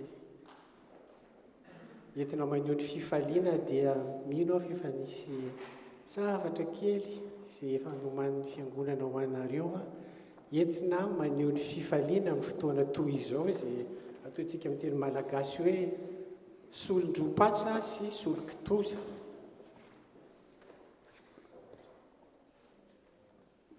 Koa dia ampifaliana ampitiavana no entina maneho an'izany fanomezana izany. Ary dia ny rariana itao mpamaranana dia hotahiny tompo hatrany ianareo ary dia maroroa ny taiza engany ka hitombo tokoa ny amin'ny lafiny rehetra, hivelatra amin'ny lafiny rehetra amelia amin'ny fitomboana, amin'ny fahendrena, amin'ny fahalalana an'Andriamanitra dia hita fity aminy sy amin'ny olona rehetra ihany koa. Dia raha sitraka reo dia hivavaka isika. Andriamanitra tsara indrindra rehefa totsy fifaliana ka totsy faniriana toy izao tokoa dia iza no hitodiana, iza no omena ny tsanta sy ny fiobiana. Tsy misy afa-tsy ianao irery ihany satria ianao no loharano-tsoa, ianao no loharano-naina, ianao no loharano-pitahiana. Koa dia misaotra anao zahay fiangonana, misaotra anao zay no amin'ny alalan'izy mivady kely reto no izao fahasoavana sy fitahim-be izay atobaka ao amin'ny fiainan'izy mivady izao. Misaotra Tompo satria tena fomba anankiray anehoanao ny fitiavanao anay zanakao ny fahazahoana 5 sy fara toy izao. Koa dia misaotra anao izay manome voninahitra anao amin'ny fonay manontolo. Ny ankatanay aminao dia nitahinao ny zaza araka ny teny fikasana sy efa nomenao fa ianao no miantoka ny fahasoavana rehetra izay sahaza ho azy. Efa manomana an'izany ianao amin'izany akanjo fahasoavana izay efa nieritreretinao alohany mbola natongavany amin'izao fiainan'izao. Koa dia matoky izay satria Andriamanitra azo antoka ianao, Andriamanitra tsy miova ary mandrakizay ny fitiavanao. Koa dia tahio ny tokantranony ary aoka ho vavolombelonao hatrany. Dia amin'ny anaranao Jesosy nanaovana izany vavaka izany. Amen.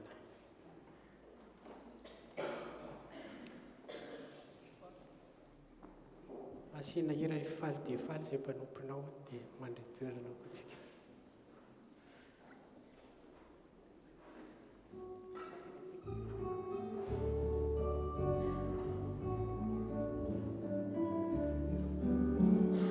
Faly dia faly izahay mpanompona zanita eto anasehana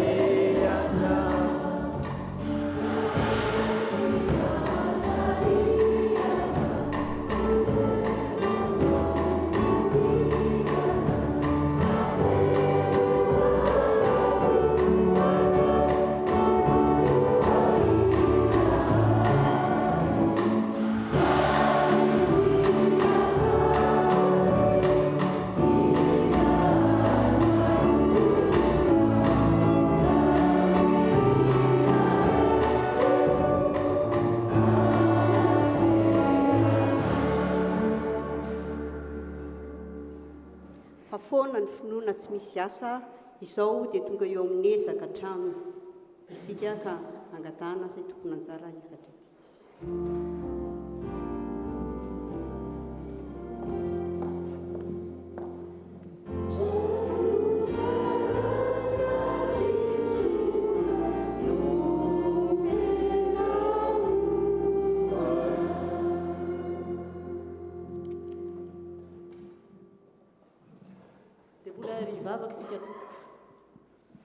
Tompo Andriamanitra io trano tsara sady soa tokoa no nomenao anay, tsy no nyherinay na nitanjakay tompo nahazoana izany trano izany, izao trano ivavahanay malalaka izao, fa fahasoavana sy fitiavana avy aminao. Misaotra sy mankasitraka tompo. Misaotra Jesosy amin'ireo olona be dia be nomenao hatrany am-boalohany ny kaondoa ny karakara ny ahazoana izao trano izao. Misaotra amin'ireo olona be dia be manolo tanana, manolotra vola, manolo-tsaina Jesosy eo, ianao ny tena mpanolotsaina. Isaoranay ianao izany fa dia mbola manolotra olona ianao Jesosy eo, hikarakara ity trano ity, ka dia mankasitraka trano. Misaotra sy mankasitraka amin'ny fahasalamana omenao, hery sy tanjaka omenao ireo olona mpanao travaux isaky ny asabotsy. Tsy mikely soroka izy ireny, tsy mijery fotoana Jesosy eo, na ny fiainany fianakaviana avelany izany fatria izy tonga aty manao ny travaux eto, isaorana sy ankasitrahana ny anaranao. Jesosy eo be dia be ny zavatra efa vita, ny asa efa vita, nefa koa fantatrao fa mbola be dia be koa ny asa miandry, ka dia mangataka ny famindramponao, mbola hitahiana ao anay tsirairay avy hanomezanao anay fahasalamana sy tanjaka ary indrindra hotoloranao saina endry hatrany Jesosy io, ahanoa ny asa rehetra izay mbola marobe ho tanterahana eo ambanin'ny fahasoavanao.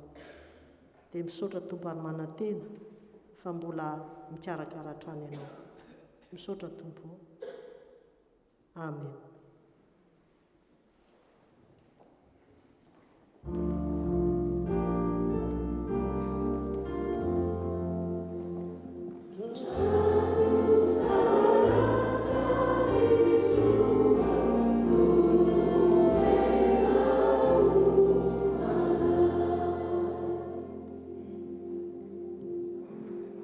Fotoana hanaovana ny rafitra isika izao, tsarovo ry havana fa mamem-pifaliana ny tian'Andriamanitra.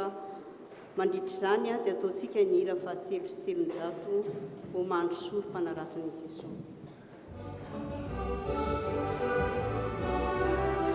Thank you.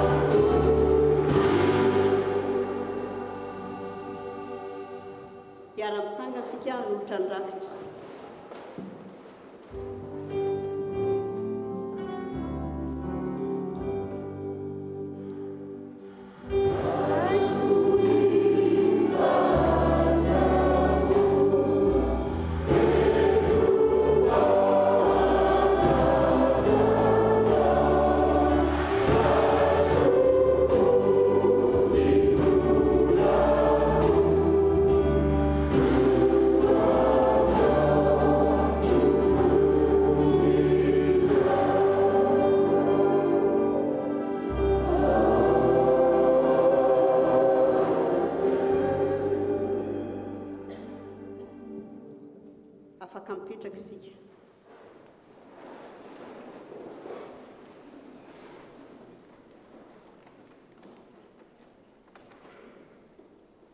Angatahana ny Braon SVK hiakatra ety Andola. Tonga eo fotoana fanamariana ny fahatelopolo taona sy famaranana isika.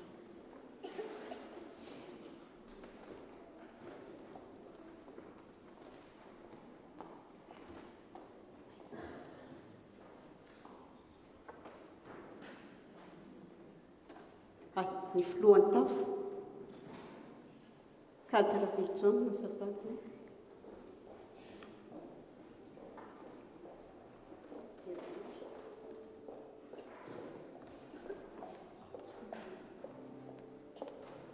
Pastera Iopi.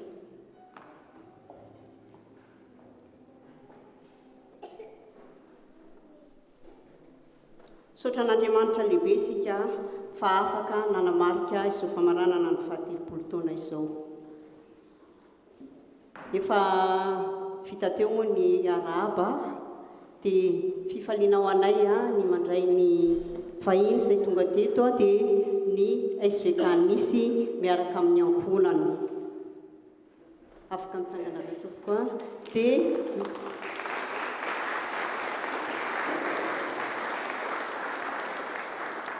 misy ihany koa ny Braon Fatsatsa izay manotrina antsika eto na teto toerana ary izy dia afaka mitsangana.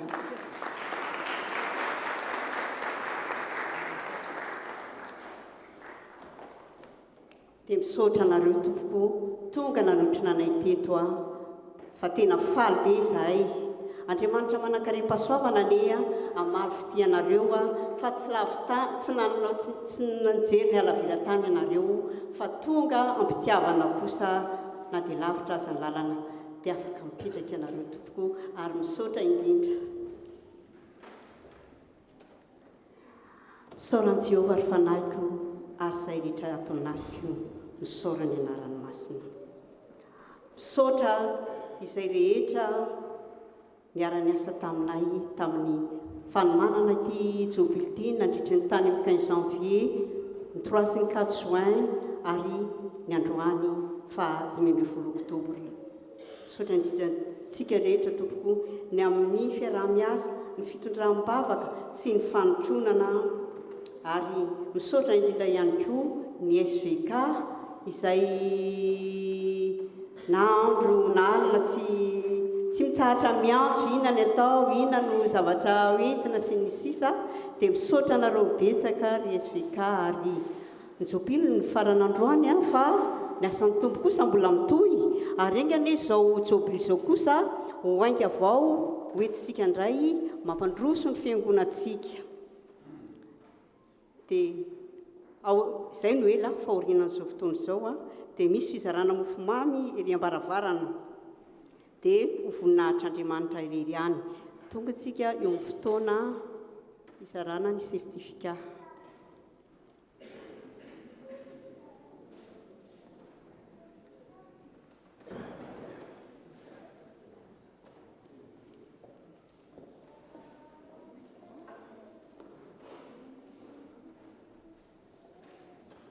Araka ny filazan'ny filohan'ny sampanaza vehivavy kristianina eto amin'ny FPMA ex Marseille dia fotoana anolorana takela patsiarovana izao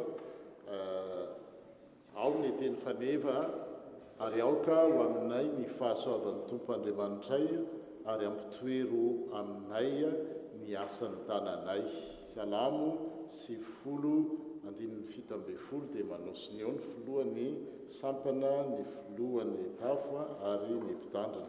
Ka dia ampifaliana amin'ny anaran'ny komitin'ny tafo amin'ny anaran'ny fiangonana manontolo no anolorana anareo izao takela-pahatsiarovana izao zay. Tahaka ny takela-pahatsiarovana rehetrarehetra manidina mandalo fa ilay tenin'Andriamanitra izay mitoriana no mitoetra mandrakizay mba tsy ampifamaty indray tiandray mitehirizina tsara mila tehirizina fa ilay teny fa tsy mivoaka mivaravarana dia baibay. Atonokontsika amin'ny filohany hoe ohatrany misy an'izay ato Ramatoa Razafy Mahatratra entre zay filoha.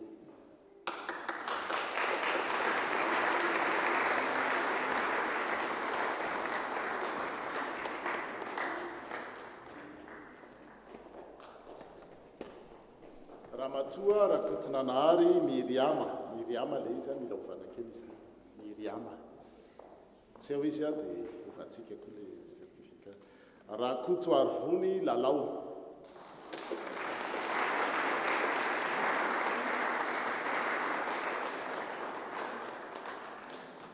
Ramarson Haio.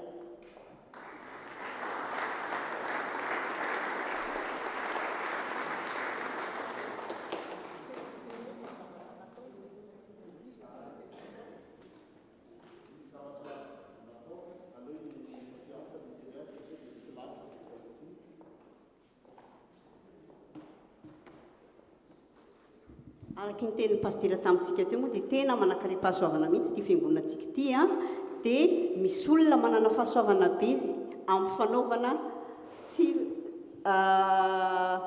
nanao ny logo zao a dia Yaingo Ramarson izay ndraisy efa ndraisina tanàna teo dia mankasitraka indrindra Yaingo dia ny nanao ny banderole dia Lalao Rakoto Arvony. Makasitraka Lalao, makasitraka teo Satrandriny. Ary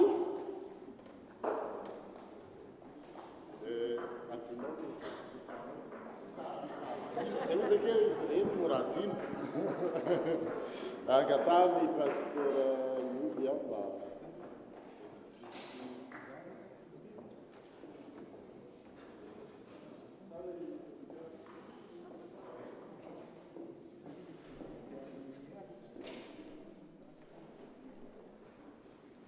miala tsiny indrindra tompoko fa zay le mihinam-bary aza hoe misy latsaka fa ny namorona ny hira faneva zany a ny 30 taona ny SVK dia Ramatoa Razafy Mahatratra antafilohany.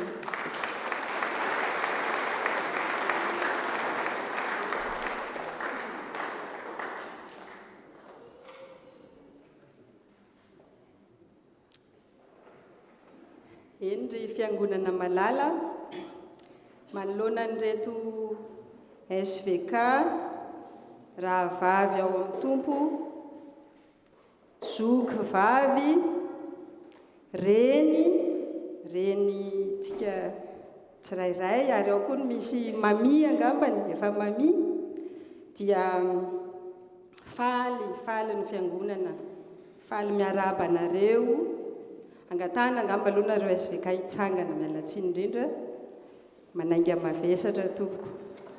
Afaka mitsangana ety anoloana mihitsy ary mba ho hitan'ireo fiangonanareo taranakitsika ireo ho ataon'ny souvenir mémoire mihitsy ny fahitan'ny endrikareo. Ary ny thème tsika moa androany ny tao amin'ny toriteny tao dia hitantsika izany fitafy mendrika izany. Elles sont vraiment sapées comme jamais, hein, les jeunes. Regardez bien comment elles sont habillées, comment elles sont bien présentées. Vraiment des modèles pour la génération à venir. Dia mbola mamerina ny fiarabana indrindra tompoko amin'ny anaran'i Jesosy Kristy tompo ny amin'ny nahatratraranareo izao ivo ny fankalazana ny taonjobily 30 taona nijoroanareo izao. Raha mandinika an'izany 30 taona izany raha eo amintsika olombelona dia inona moa ilay fiteny izay à 30 ans on a envie de changer le monde, zany hoe inona ny tiana ambaraina amin'izany misy efa fahamatorana feno no ambaran'izany 30 taona izany. Manaraka izay raha ny amin'ny resaka anniversaire de mariage ihany tsika mijery an'izany 30 ans zany raha zany no célébrena dia noce de perle zany no ambaran'izany 30 ans izany. Misy verset ao amin'ny ohabolanao ahitantsika an'izany ohabolana toko fa 1:30 Proverbe 31, 10, verset 10, au nom de Jésus. Qui peut trouver une femme vertueuse?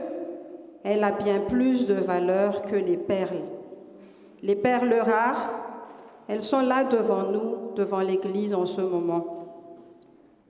Manana tombony izahay fiangonana eto Aix-Marseille manana anareo ary dia mbola mamerina ny fisaorana ny fankasitrahana zava-dehibe loatra eo amin'ny asa fanompoana tompoko izany 30 taona izany nijoroana dia maniry mitrotro ambavaka anareo hatrany ahefa be amin'ny asa izay niantsony tompo anareo ary mahatsapa izahay fiangonana fa manana tombony manana anareo satria ianareo no manabe ny taranaka mikolokolo ary indrindra mitondra aina ho an'ny tokatrano izay misy anareo tsirairay avy ary araka ny nambarany ray aman-dreny mpitandrina teo zaraina ny sertifika ho an'ireo izay nahazo izany dia tsy ny sertifika iny no zava-dehibe fa lay fahasoavan'Andriamanitra fahasoavan'i Jesosy Kristy ilay Jesosy Kristy indrindra no ho tafitsika mandrakariva eo amin'ny fanatontosantsika ny adidy izay mavesatra tokoa sahantsika vehivavy eo amin'ny toerana rehetra izay anirahan'ny tompo ary ny zavatra tena mahafinaritra eto amin'ity fiangonana misy antsika ity dia misy isakan'ireo alahady ny sampana izay voatokana indrindra izao alahady manokana famaranana ny taonjobily izao dia manana anjara manana didy ny hitrotro ambavaka manokana ho an'ny sampana indrindra ianareo sampana vehivavy kristianina ny fiangonana ary toy ny fankasitrahantsika ireto perle rara ny fiangonana ireto ny SVK ireto dia mangataka antsika fiangonana rehetra tompoko hitsangana hanofahofa ny tanantsika hakavanana isika ho mariky ny fisaorana sy ny fankasitrahantsika ireto reny malala antsika ireto ireto zokintsika ireto ireto mpanabe antsika ireto misaotra indrindra dia mbola eo am-pitsanganana ihany no iarahantsika manao ny vavaka sika endry Jesosy tompo tianay ilay nifidy sy niantso anay manolotra ny fisaorana feno fankasitrahana anao izahay noho izao andro lehibe izao ho an'ireto mpanomponao anabavy malalanao ireto ny sampana SVK izay afaka nankalaza ny jobily fa 30 taona nijoroana nanatanterahana ny adidy izay niantsoroana namena ho azy ireo ho tanterahany indrindra eto anivon'ity fiangonana FPMA Aix-Marseille ity misaotra ny amin'izany 30 taona lasa izany ary misaotra ny amin'ireo asa maro izay vitany izy ireo indrindra ny fampandrosoana ny ambaindain'ny fanjakanao misaotra ny amin'ny fitiavanao manokana azy ireo ny fanohananao azy ireo tompo ary mbola mametraka ny 30 taona ho avy manaraka indray koa izahay eo am-pelatananao sy ireo taona maro mitsingerina izay mbola omenao azy ireo dia eo ambanin'ny fitarihanao izany tompo eo ambanin'ny fahasoavanao irery ihany ny fahamarinanao tompo no ampitafianao azy ireo hatrany ka hijoro amin'izany adidy masina ny antsonao azy ireo izany ary misaotra koa satria mametraka azy ireo modely ho an'ireo taranaka faramandimby koa ianao ary ny angatanay tompo dia tsy ny taonjobily no mifarana mikatona anio tsy izany no tsy hitsahatra eo ny fahasoavanao fa hitohy mandrakariva ao amin'ny fiainan-tokantrano izay misy ireto anabavinao ireto tsirairay avy, indrindra eto anivon'ny fiangonana izay nametrahanao azy ireo. Dia araka ny teny faneva izay nofidian'izy ireo Tompo, dia aoka ny fahasoavanao aharitra mandrakariva mandrakizay amin'izy ireo. Ny anaran'ny tsoanao ry Jesosy Tomponay no anaovana izany vavaka izany. Amen. Misaotra antsika fiangonana, afaka mipetraka isika. Ary afaka mipetraka koa isika SVK. Misaotra Tompo. Raha mbola misy hira.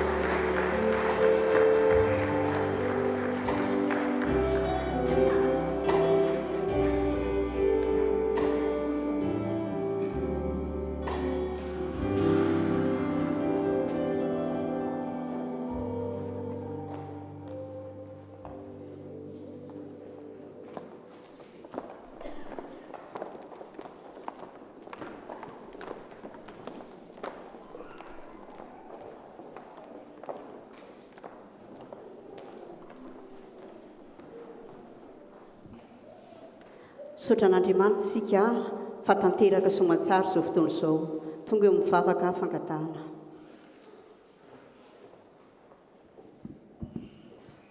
Iary vavaka sika tompoko. Feno hafaliana ny fomam-panahinay ry Andriamanitra ray ny tsara indrindro satria nanatrika anay teto ianao tamin'ity maraina ity. Misaotra anao izahay tamin'ny zava-tsoa rehetra izay noraisinay avy taminao tamin'izao maraina izao. Misaotra Tompo satria tianay loatra tokoa ianao ka mbola niteny taminay indray tamin'ity maraina ity. Nirinay sy angatahanay Jesosy eo dia aoka ny fahamarinanao no lamba hitafianay amin'ny androm-piainanay rehetra izay mbola omenao anay hiazakazahanay amin'izao fiainana izao izay mbola omenao anay. Misaotra Tompo ny nahavitany sampana vehivavy ny fandavarariana rehetra tamin'ny fankalazana izao jobily izao. Misaotra satria ianao no nitantana izany sampana izany nandritra 3 taona lasa izay. Ary ianao koa no mbola angatahanay ankehitriny mbola hitantana izany sampana izany amin'ny taona rehetra izay mbola omenao azy. Ankehitriny izay Jesosy dia mahatsiaro ireo namanay izay tsy mba tonga tamin'izao fotoana izao. Ao ny mandalo fahoriana, ao ny tsy salama. Mivavaka aminao manokana izahay ho an'ny havanay raha tsy mandresy mivady izay namony ireny razanak'olona sy tatin'olo ihany koa izay namony iray tampo taminy ary ny mpianatra izay notonona taminay teo koa Tompo dia apetraka feno ampelantananao izany fianakaviana rehetra izany. Ianao no hamafa ny ranomaso latsaka, ny fanahinao masina ilay fanahy mpampionina no angatahanay ampitoerinao amin'izy ireo tsirairay avy mba hahafahany miatrika tokoa izany fahoriana mandalo izany Jesosy. Apetraka eo ampelantananao ihany koa ny filazana fanambadiana izay no tonona taminay teo koa.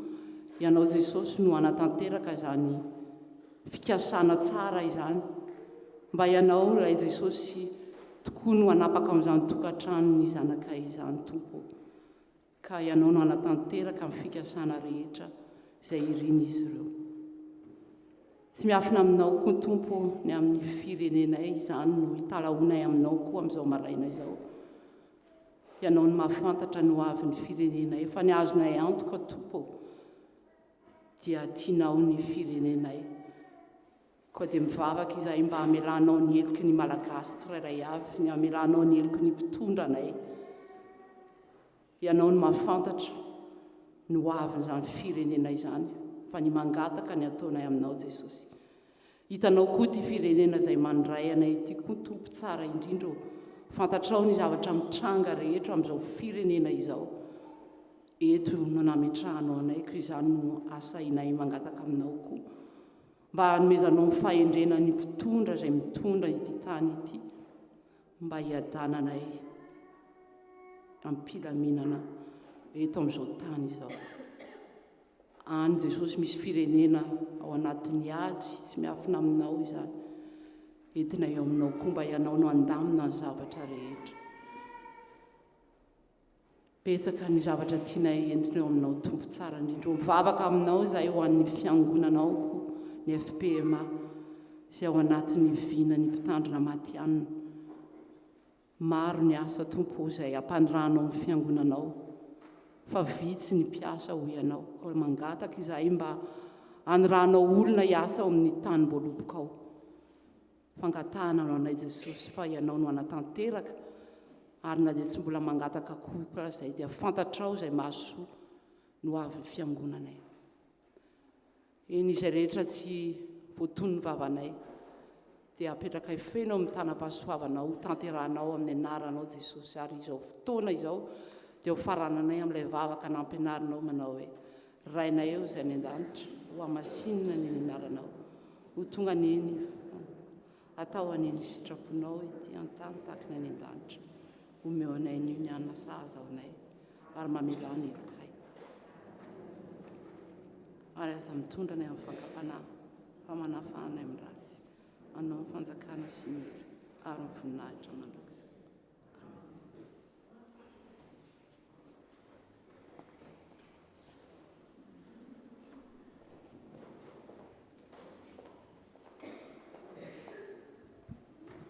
Melohan'ny afatra sodrano dia ataontsika io mpisanganana nira fa 7:30 faniriko.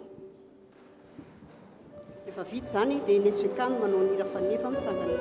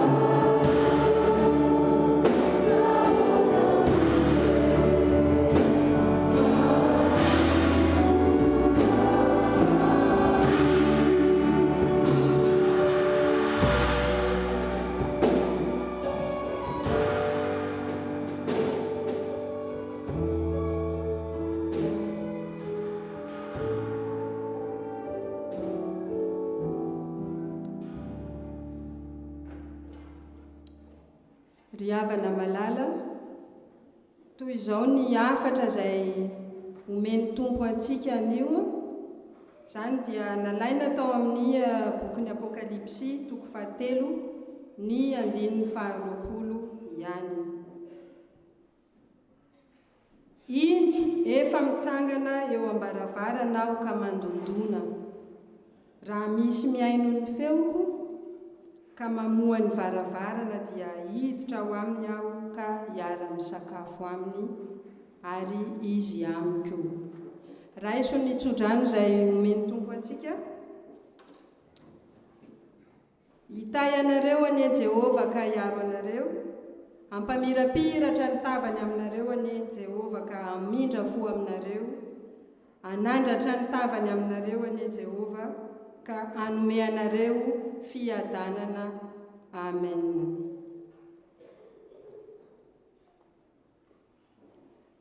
SVK manao nira fanefa.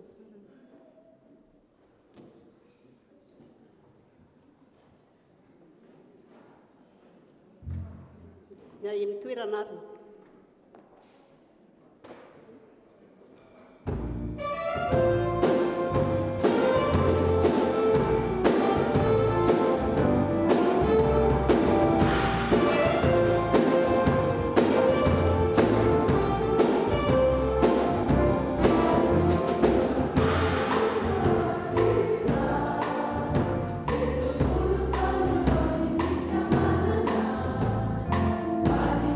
Bye.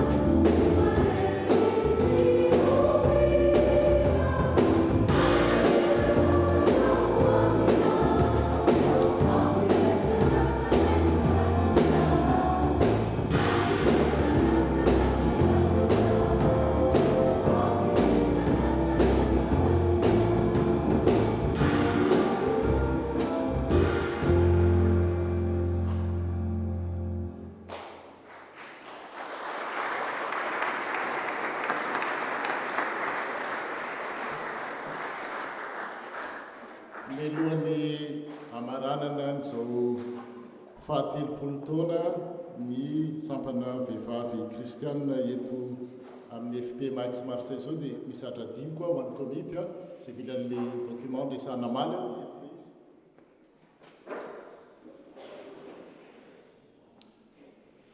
amarana ny fotoantsika araky ny loahevitra ary aoka ho aminay ny fahasoavan'ny tompo ary ampitoero aminay miasa ny tananay.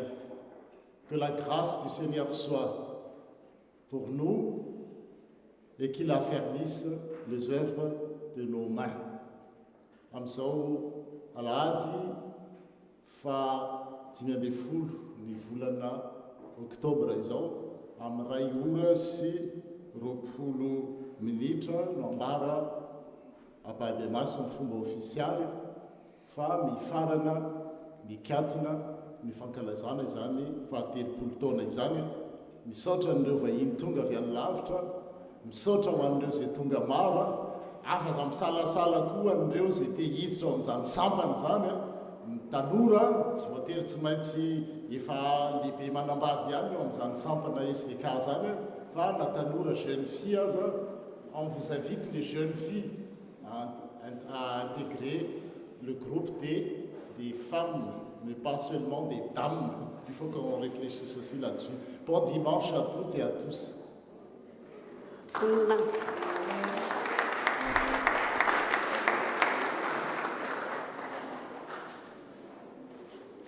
Voninahitra ho an'Andriamanitra ray sy zanaka ary fanamasina izay hatramin'ny taloha indrindra ka ho mandrakizay. Amen. Mandehana amin'ny fiadanana ka manompo ny tompo.